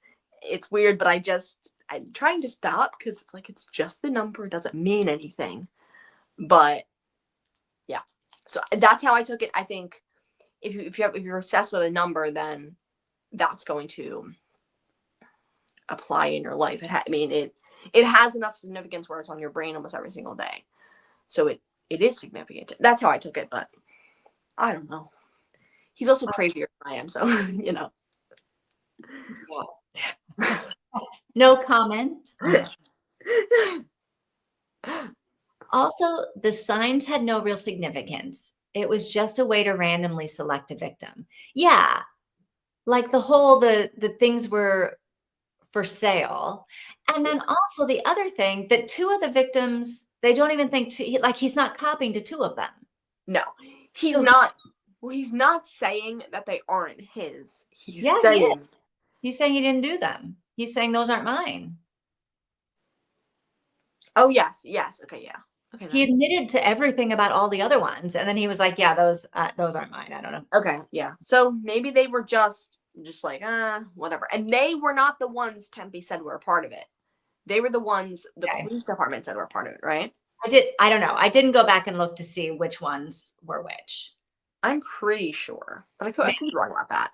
But I mean, it makes sense. I mean, women are getting bad things happen to them, so it's like. I guess, but I guess I didn't go back to see if the 2 were the ones that were the outliers that weren't related, or that seemed like they might not. I don't know. But yeah, so that means there's some other killer out there killing people. I don't think it's a serial killer though. I don't think we're gonna have a book about it. I think the next one involves a nun, I believe, like a dead sister from like the 1400s or whatever. They're trying to make her a saint or something. I think so. I don't know. Okay. Mika reads a ton of thrillers and crime novels, and I'm used to having that aha. So that's what I meant moment. Aha moment. Aha. So that's what blank. That's what the 6s meant. That's what the real estate meant. Yeah. Okay. Yeah. I almost feel like her editor cut out a couple of chapters or something. Okay. Because I missed how we got from the CD-ROM. Oh, the CD-ROM was the cheese. Yeah. I feel like the cheese and the bites, that's the last part of Tempe's investigation that I followed. The rest, I was like, I don't know how you're making the jump to where Grace Damas worked. I understood I was following what's going next. It was complicated. It was not following every detail, but I definitely was there for it. I definitely was like, okay, this is we're making sense. Okay, keep going. We're making sense, you know? Yeah. So yeah. And I think maybe with thrillers, thrillers are a little bit, I'm not saying this critically of cozy mysteries, but they're a little bit more, there's more to them. I feel like there's more, like there's all of these details. And when you're reading them, I'm like, what's happening?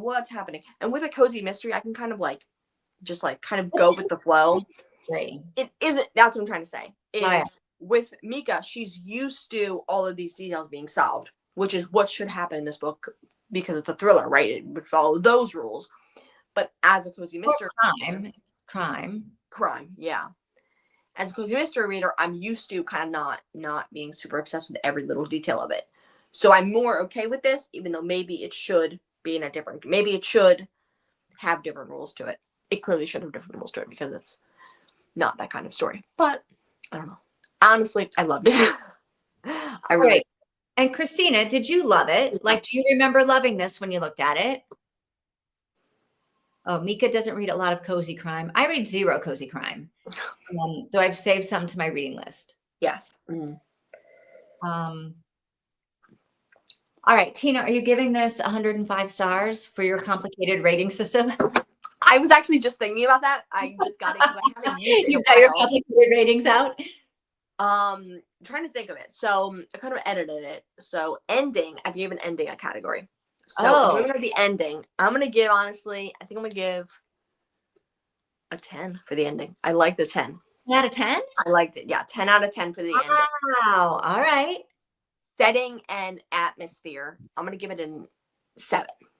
Because I feel like I wanted it to have more atmosphere with her work, and there wasn't much of that. Okay. I feel like I had just enough of her work. Okay. How did you feel about with the ending? And Mika, you can answer this too if you want to.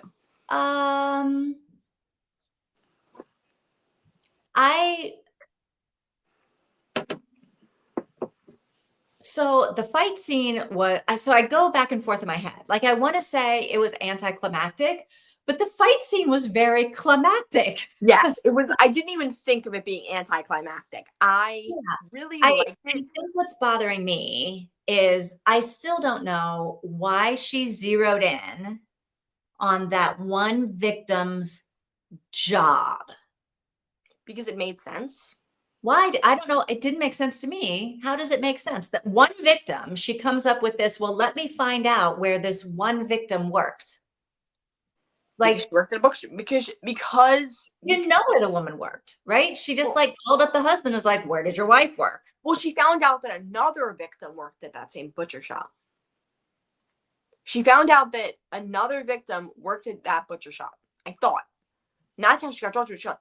This person worked here. I missed that part. I totally missed that part. There were totally victims that worked there. Okay, I missed that. I thought maybe the 16-year-old worked there, but I could have been wrong about that, but maybe not. Okay. The odd thing is, I remember really liking this when I read this in the 90s. Oh, I forgot that Mika already read this. Yes. But my reading tastes have changed a million times since then. Okay. So your rating's going to be a bit different. So you don't really like it now. Okay. Well, part of me also, I have to factor this in. Okay. Probably when you were reading it in the 90s, and when we read books normally, we keep reading, right? We don't stop after 2 chapters. Yes. And then wait another 5 days before we read again. Yeah. So there is something to be said for like the continuity of the story that maybe the gap in between our sessions of reading makes us forget things that we would have otherwise, that would have stuck out to us if we were reading straight through, you know? Yeah, I also think this would be a really good book to binge. I think this book almost feels like it's designed to be binged. Yeah. So. And I may, if that had been the way I had read this book, I still think I might have been sort of lost when this whole Leo Fortier thing came up, but maybe not. Maybe I would have gone, oh, I see why she's calling Grace's husband to talk about the butcher, about her job. Maybe it would have made sense if it was like a constant through line reading it. So I have to, I have to say it's possible that things would have made sense if it was a straight through reading. Yeah. I mean, out of 10, I might give the ending 7, maybe. Okay. A 7 out of 10. Okay. I didn't have wow, we solved the crime. I didn't have a good, I wasn't like, oh, yay. Oh, really? Okay. I wasn't. I definitely. It was a little flat, that whole solving the crime. I think I think everything felt tied up. I think it made sense in real life. Not everything is a perfect bow. We still have to do all that stuff. Not everything is going to be it's all going to be, there's a guy who did that stuff. There's a guy who did that stuff. I also think the fight scene felt very good for that killer, right? It felt very real for that killer. It felt sexual, which I think, at least to me, it did. It felt like it was kind of sexual what he was doing to her, and I thought that made sense for him, and then was kind of extra than that. I don't know if he planned to get away with that. Like, that's what it kind of felt like, was how do you plan on getting away with something like that? But I don't know. So that may be a little flat there with what was his plan after murdering her, but I don't know. He was also getting a little more bold with the killing of Gabby and the killing Closer and stuff like that. So yeah. Yeah. Atmosphere and everything. I thought I would have given that I would have given that. So you gave, I would flip flop my rating. Okay. You would I would probably give it a 10. I feel like I got just enough of the like science stuff, just enough. I was actually quite annoyed that they had to throw in, it was a dark and stormy night at the end. I was like, I don't think we need this extra drama. I think that's piling it on. I rolled my eyes. Okay. What about characters? Scale from 1 to 10. I mean, I think they were well written because they were consistent throughout, but I did not like Tempe. Yeah. So what? She was true to her, like she was true to the character, which was a wishy-washy, not that intelligent person who goes rogue. Yeah. So lower. Not something that I would want to partner with. Okay, fair. Not something I'd want to partner with, or maybe even be friends with, but Yeah, she was well. I mean, I thought she was well written. I thought all the characters were well written because they stayed very true to who they were. Yeah. To how they were written. Why? Yeah. I don't know what I would do for the characters because maybe they weren't like spectacular. Maybe like a 6, like maybe like a 5 or a 6, I feel like would be good for that. And You're then that there was no romance. I'm a little okay. Here's the thing: there isn't romance until season 7 of the show, so that made sense to me. Sorry, I'm trying to fix something. That made sense to me, but I also like Claudel and the witnesses and her actions and Gabby, it was just her daughter. It was just kind of a mess. I think characters could have been. I wanted characters to be a bit different, but. All right. All right. There on your rating system. A couple more. Plot. Rating for the plot.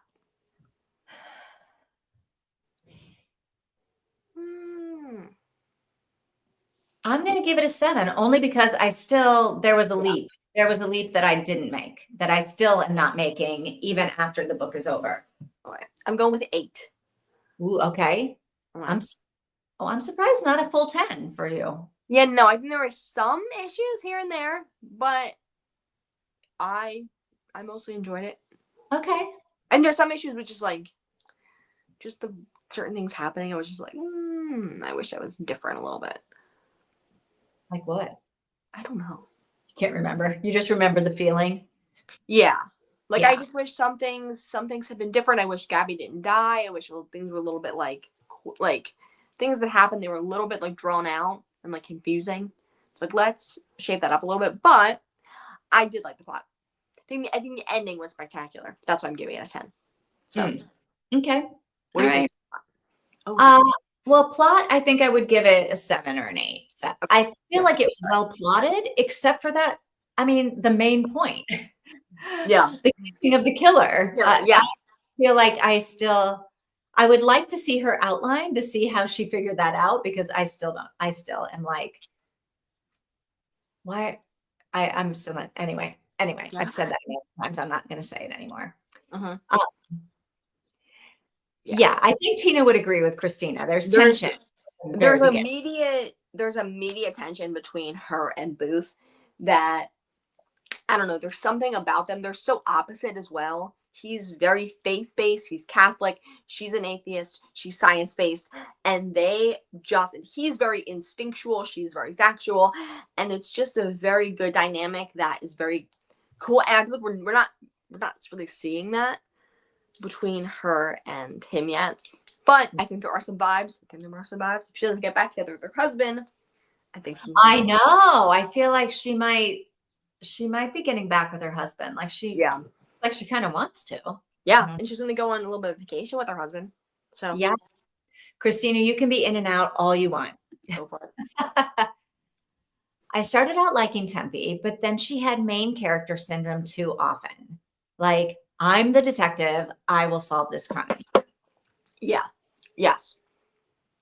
Yeah, I agree with that. It really was bothering me. And she kept getting called out on it. And she's almost like was about to get like to lose her job and possibly her license. And she like still didn't stop. Mm-hmm. All right. So who's trying out book 2?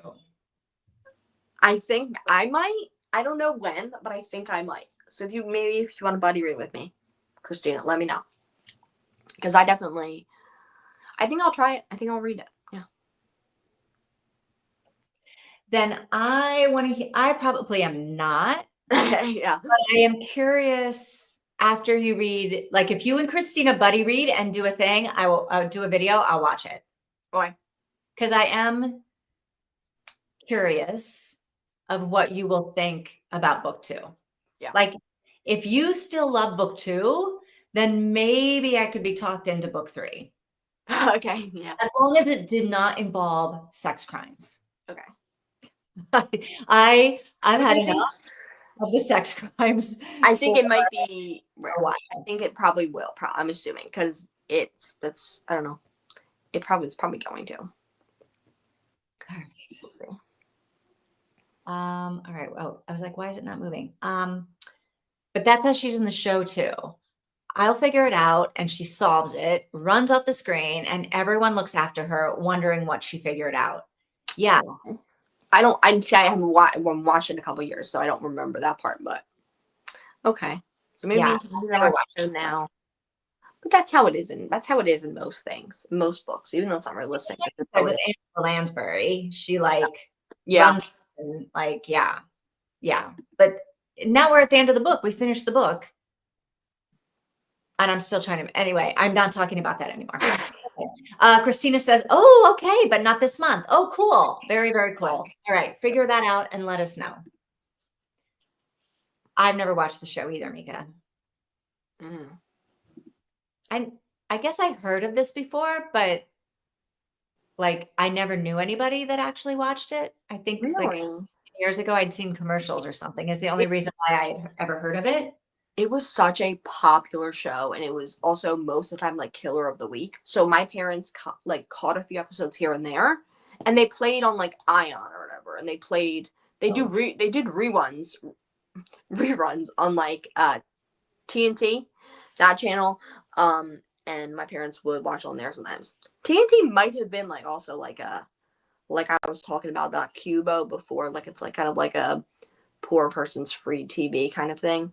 That just kind of like you can, I don't know, get somehow or something like that. So yeah. And there was like, that's how they caught, like they would watch episodes of like Charmed on there like that and stuff like that. They didn't watch the full series. Is it still on? The channel TNT, I believe, I'm assuming still exists, but is Bones like still running or still on TNT? I don't know. Christina's saying, I love the show in present tense. Oh, it ended, I believe, in season 12, which was like probably 2011. It probably ended mid 2010s. All right. I'm not really interested in book 2 anymore. Yeah, I'm kind of with you. I would be curious what you guys think about book 2 after you read it, and then maybe I could be talked into book 3. We'll see. This month is so packed full of what is kooky stuff?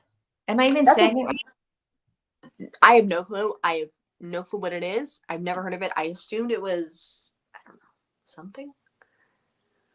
I'm surprised I'm getting anything else done. I don't know what that is. Is it the, no, it's not Orange Cat Cruise. That would be different. Orange Cat Cruise is the name of the, like, cruise that the people that go on, which one again?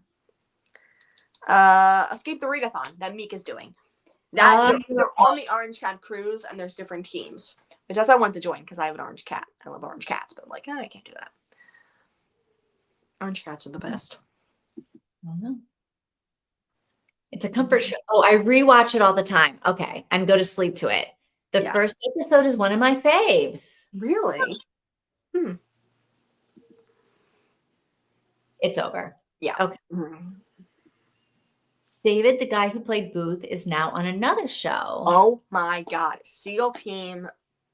I want to watch that show so bad. I don't know what that is either. Well, yeah, I don't, obviously. I'm going to tell you something right now. He's Angel. He's Angel in Buffy. I never watched Buffy. You need to look up this man right now, okay? Or when you're done this, okay? He is one of the most, he is, I would probably have to say, the most attractive man who's ever exist to me. Like, and I'm not even Team Angel. I'm Team Spike. And the older he gets, and the grayer his hair gets. Okay, I need to stop. But I just, this is attractive. I want to watch SEAL Team so bad. And it's like military, and I'm like, not, like, I don't love that vibe, but like, I might just have to watch SEAL Team or every other show he's in. Yeah, you need to look him up then and his IMDb page and like click on all of the shows. Yes, you need to look him up though. He's all right. Old now. He's like, maybe I shouldn't say old. Careful. He was born in 1969. I think he's in between my parents. So like my dad was born at the beginning of the year. My mom, like the very beginning. My mom was born at the very end. I think he was born around this time of the year, actually. So this really old man is younger than me. Thanks a lot. Yeah. I didn't think, it's just for me, like, no, you're right. He is way too old for you. And he's also like, he has a picture of him on the beach with like his kids, wherever his hair is like white. It's like gray white. And all right. Anyway. I can imagine, Christina, I'm just taking part in Escape the Readathon and already feel like I don't have time for much else. But you're helping run Kooky, whatever that is, aren't you? Okay, aren't you? Okay. Kindle Unlimited and Kindle. So what does this mean? Is this a part of Back to Kindle? Is that with Steph? Maybe not then. What is her name? I don't know her name. Stasia from the Reader C, and I forget her name. Rylan from Reading with Rylan. They're doing a back to Kindle where you read books on your Kindle. Sometime soon. I don't know, but maybe it's not because it's competitive. I don't believe that's competitive. It's just about reading books you have on your Kindle, so I don't think it's competitive. I don't know, but why would you be? It's something that you have to run, which makes me sound like if it's got people administrating it, it's got to be something competitive. Yeah. Oh, Mika loved about Buffy. I almost said Bucky. The Kindle.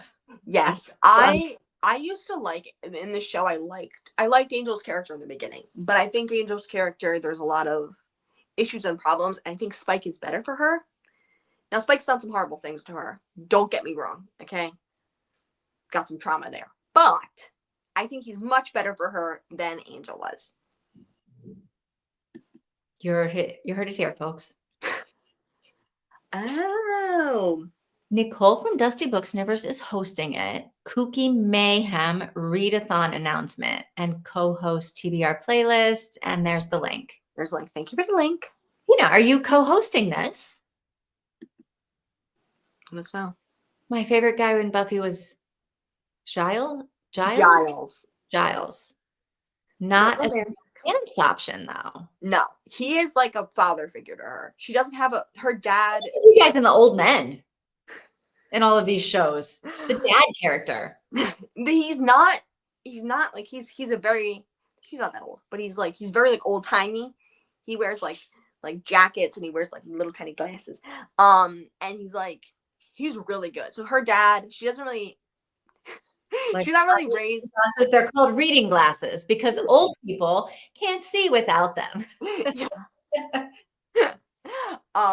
You really need to look up a picture of this man though. David Borealis. Okay. Oh, I've heard of David Borealis, but I don't have an image of him in my head, but I've heard of him. Stop licking that, baby. Stop doing that. No. Okay, sorry. I saw the cat. Anyway, so hold on one second. She's going crazy. Look at her incision. Let's not do that. Giles is, Buffy doesn't really have her dad in the picture. She goes to visit him. He's like not having it, but at one point in the show, but Giles is like, so slayers are people that are born, they're like become a vampire slayer, and you get a watcher, which is someone who like teaches you and mentors you in it, and he is her watcher. And so he becomes a really important figure in her life, and he's basically a father figure to her and all of her teenage friends. He's definitely a great character. Oh, yes, I'm a moderator, and I'm helping run things in the background, like the Cookie Sprint Train playlist. Okay. All right, which is running July 24th. Wait. Okay. Oh, which is running 24/7 all month. 31 days of the month. So I'm like reading it as like I'm reading it as July 24th, 1931, and I'm like, no, that's right. 2031. We gotta wait a couple years. Yeah, 24/7 every day. Wow. So that is absolutely insane that there was going to be sprints for 30. Seriously. That's insane. For Amazing Readathon. That's insane. For Amazing Readathon, the first year, they did, what's it called again? What was it called? A weekend where there was 24/7 sprints for 3 days or 48 hours. So I think it was 72 hours. And it was like a special weekend where you try to read extra. They did it last year and they're going to do it this year. It'll be announced at some point. Wow. But they didn't do 24/7 sprints last year. Yeah, because it's a lot. Right? Yeah. It was like moderate. Each person, it was like 4 sprints. It was like 4 hours, 4 hours, 4 hours, or something like that, like 6 hours. Or you know what, Christina, I got to get back. I haven't been on Instagram for a really long time. Sometimes I'm watching something and it'll send me to Instagram and I'll be like, oh, I gotta follow that person because I like this. But then I'm like, yeah, I'm following all these people, but like I'm never on it. Yeah. Yeah. I am of two minds on whether I should go back or not. And but I will go look for the announcement, Christina, for sure. Okay. Oh, Giles and Willow on Oz. And so Willow and Oz were amazing. So Willow is her best friend, a girl. And at the start of the series, she dates this character named Oz. Spoilers, turns out to be a werewolf. He's an icon. We love him. But they break up. He sleeps with another werewolf in werewolf form, and we see it.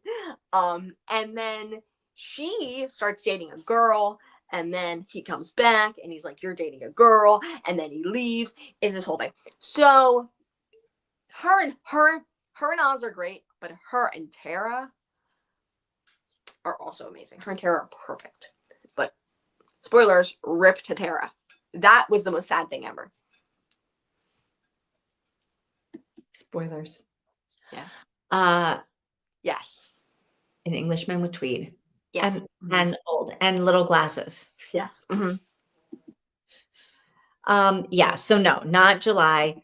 24 hours, 7 days a week, all month. Wow. That's amazing. No dead air. That is absolutely insane. Nicole did the train last November for NetGalley November. Okay.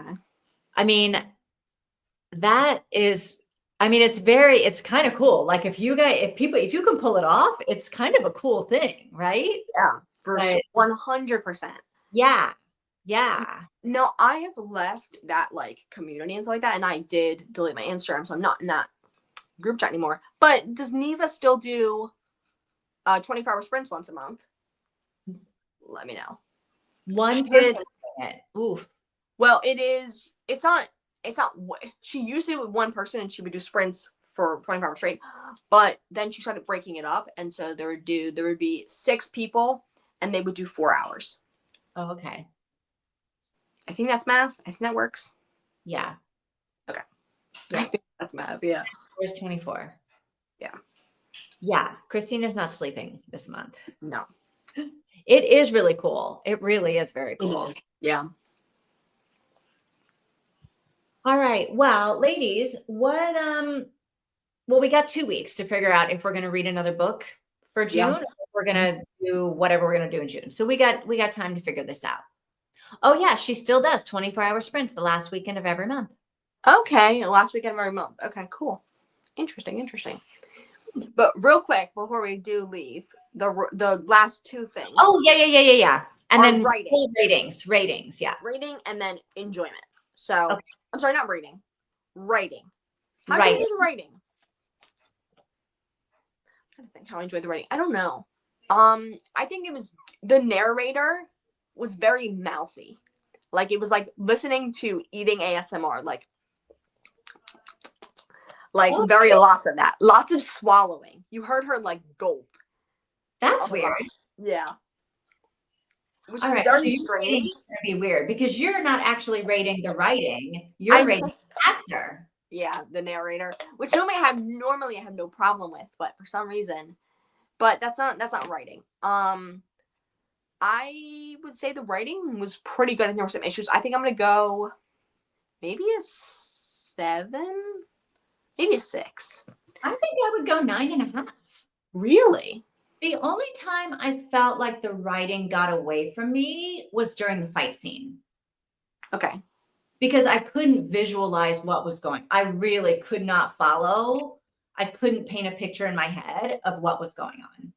You know what? You're right. I'm thinking about plot, and that's not what the writing is. That's writing and writing style. Okay. So yeah, I would agree. It was like probably an 8, I would say, for writing.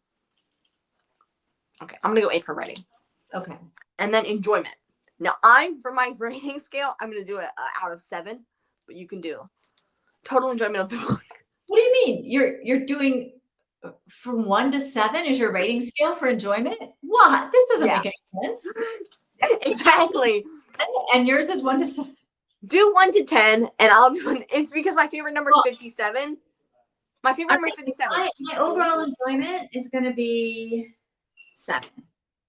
A 7 out of 10. Okay. Yeah. I would say a 5 out of 7. So if I was doing out of 10 to make it simpler, I would say probably an 8, an 8.5. I'm surprised you're not at like 9, 10. No, because there were some issues, and there was a lot of details here and there. There was the bugs, there was her bad decisions. There was some issues here and there, but it was pretty close to being a 10, pretty close to being full. All right. That's how I feel it. Yeah. So what is your rating? Star rating. Do you know yet?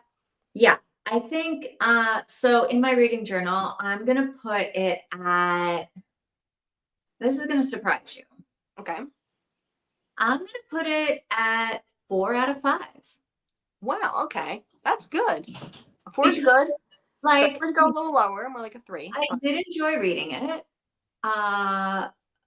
for 6 weeks, right? Yeah. And it, the character drove me crazy, but I like a book that makes me feel something, even if what it makes me feel is supreme annoyance at the character. Okay. Yeah. I don't know that I'm going to read anything else by Kathy Reichs. But I would give this book a 4 out of 5. I thought it was a good read. Would I recommend it to people? Maybe, but with like a couple of caveats. Like, yeah. But yeah, if somebody said, should I read this? I would be like, yeah, if you're okay with, sex crimes and like main characters, that women who are so smart, women who seem clever, but they're really stupid. I'm trying to borrow Mika's quote. then yeah, I would, yeah. Okay, that makes sense, I think. Yeah. Higher I'm than giving it, right.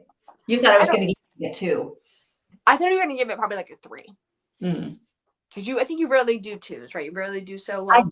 I have to like really, really, it has to be super painful. This was not a painful book to read at all. No, yeah. So for my crazy rating scale, I'm doing 44 out of 57. 44 out of 57? Yeah. I feel like that's not a great rating for how much you loved this book. Yeah. I don't know. I feel like it's, so if I would translate that to stars, I'm trying to stop my cat. Hold on 1 second. Hold on. Scarlet, stop it. Sorry. I feel like if I was giving it stars, I'd do like 4.5, 4.75, probably 4.75. Yeah. I don't think it's a 5-star, but I don't think it's like a 4.5. So I think I would do 4.75 if I was to do a star rating. Okay.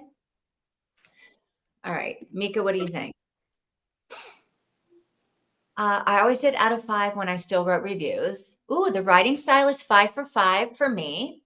Okay. The plot 2 out of 5 because the ending could not be figured out by the reader. Okay. Characters 3 out of 5 because of Tempe. Yeah. Your overall is 3 out of 5. Okay. I guess I'm a little bit surprised that Mika liked it less than you did, Vivian. Well, I thought it would be the opposite. With everything Mika said. Yeah. She's spot on like the plot probably does get a 2 out of 5 because like, the main part, like the main thing, you catch the killer and you can't figure out how you put it together. Like that's annoying. So I agree with all of hers. I give the characters, I would give the characters higher because I do think they were well written, but I did not enjoy Tempe at all. Yeah. And I guess I'm rating on enjoyment of the characters. I know. So I feel like, yeah. So that's why I'm higher. Because I think of it as, were the characters real? Like, did they seem real? Did they stay consistent in what, like, were their actions consistent with their personalities? Like, did it all make sense? But overall, like I said, if a book makes me feel something, I'm probably going to give it at least a 3.5. Okay. And this one I didn't hate up until they solved the crime and I can't figure out how they did it. Yeah. Which is like the main thing in a crime novel. Yes. The reveal of who the murderer is. We need to go on top of that. But I had an enjoyable read. Yeah. Like I liked reading it. I liked the build up to it. And even if like the ending fell flat for me, that doesn't bother. Like if the ending, it doesn't bother me as much if I've sort of enjoyed it all the way through. Okay. Even though Tempe did annoy me so much. Yes. Christina, I gave it a 4 out of 5, but I think because I watched the show, I see Tempe differently. That may be you too, Tina. You think? Yes. I think this Tempe is better than the show Tempe. And I think that now, it's actually so interesting because I think I not relate more, but I think I like annoying characters better than not annoying characters. That might sound insane. But so in the show, she isn't annoying, but she's different. She's just a little bit like just different. Okay, she's definitely different. No, I'm not saying this judgmentally, but I feel like the character in the show was written to be autistic. I feel like she's autistic in the show. She very much, gives that vibe. I think the character in the book is not. Now, the character in the book is annoying. The character in the show is not annoying. Now, in the Vampire Diaries and the Vampire Diaries books, everybody hates the main character in the books. Everybody hates Elena Gilmore. That's her name in the books. I liked her more than I liked Elena in the show. And everyone is like, Elena, show Elena is so much better. I'm like, book Elena is so much better. So, I don't know. Maybe I like annoying characters. Maybe that says something about me. I don't know, but here we are. So yeah, I think it definitely shaped my opinion of it. And seeing that, I'm like, I think book Tempe is better than television show Tempe, in my opinion. Huh. Not that she's autistic in the Because show. you and Christina have the same opinion, and you've both seen the show. Yeah. And neither Mika and I have seen the show, and we both seem to have the same opinion. Yeah. So there must be something about the actress that plays Tempe in the show. She is, what's her name? She is Zooey Deschanel's sister. Stop licking. You're not allowed to lick. What are you doing, girl? Why are you licking?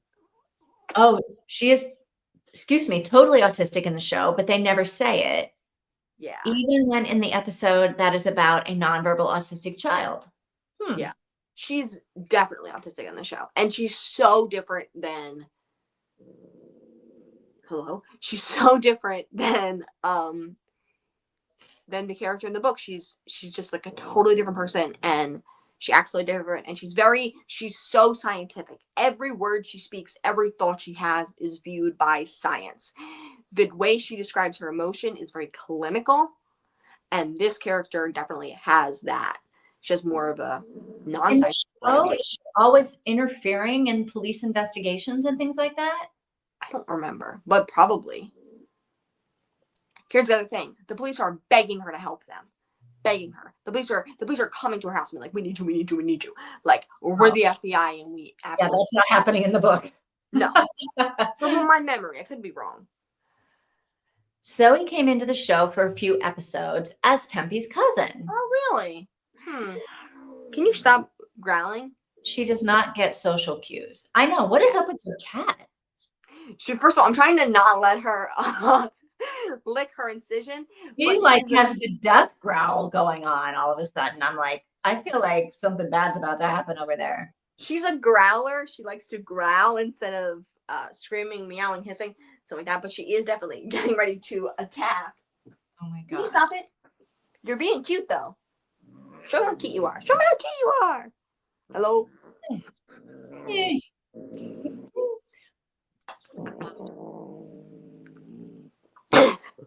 I mean, my stomach when I'm hungry. She definitely does, yeah. She has to see other people's feelings and views. Yes. She's fine. Gosh. So I feel like these last chapters were a lot shorter or something, because weren't we thinking we were going to take like hours and hours and hours to do this? We've only been here for 3 hours, so we still... And arguably, what time is it? An hour ago. Yeah. What time is it? It's 7:30. Oh, so it's 2? No, it's... Wait. So it's 2:30 your time. 2:30 my time, yeah. Which is normally just a little bit later than we get off. Ow. Hold on.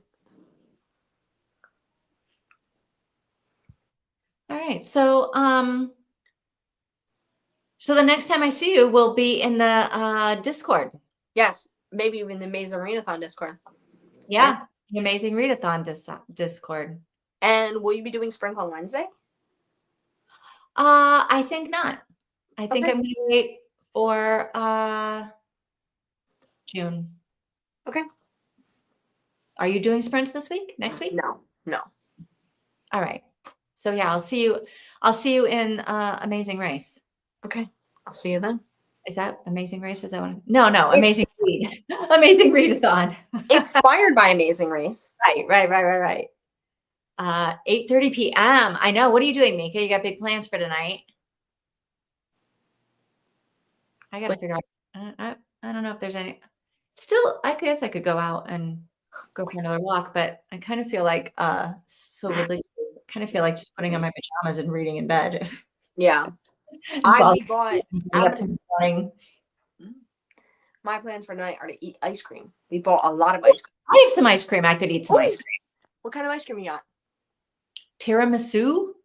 Ooh, fancy. Was it one of those Toloni things? Good. It could be terrible. Who knows?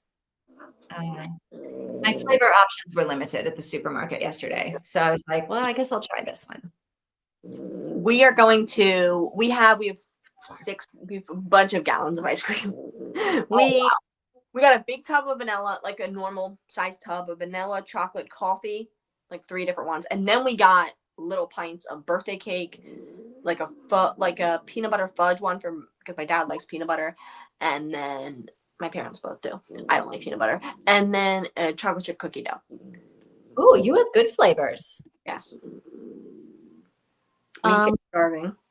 Are we doing a June book or just the Amazing Readathon? We're undecided, I think, but we're leaning towards a June book. Do you want to do a book with us, Christina? We're thinking of Nora Roberts, maybe. Yes. We're thinking Nora Roberts romantic suspense, maybe older, so we can kind of get that vibe of her books, because we read one here that was newer, and then we read one together that was a little bit later. Are you not doing Tar?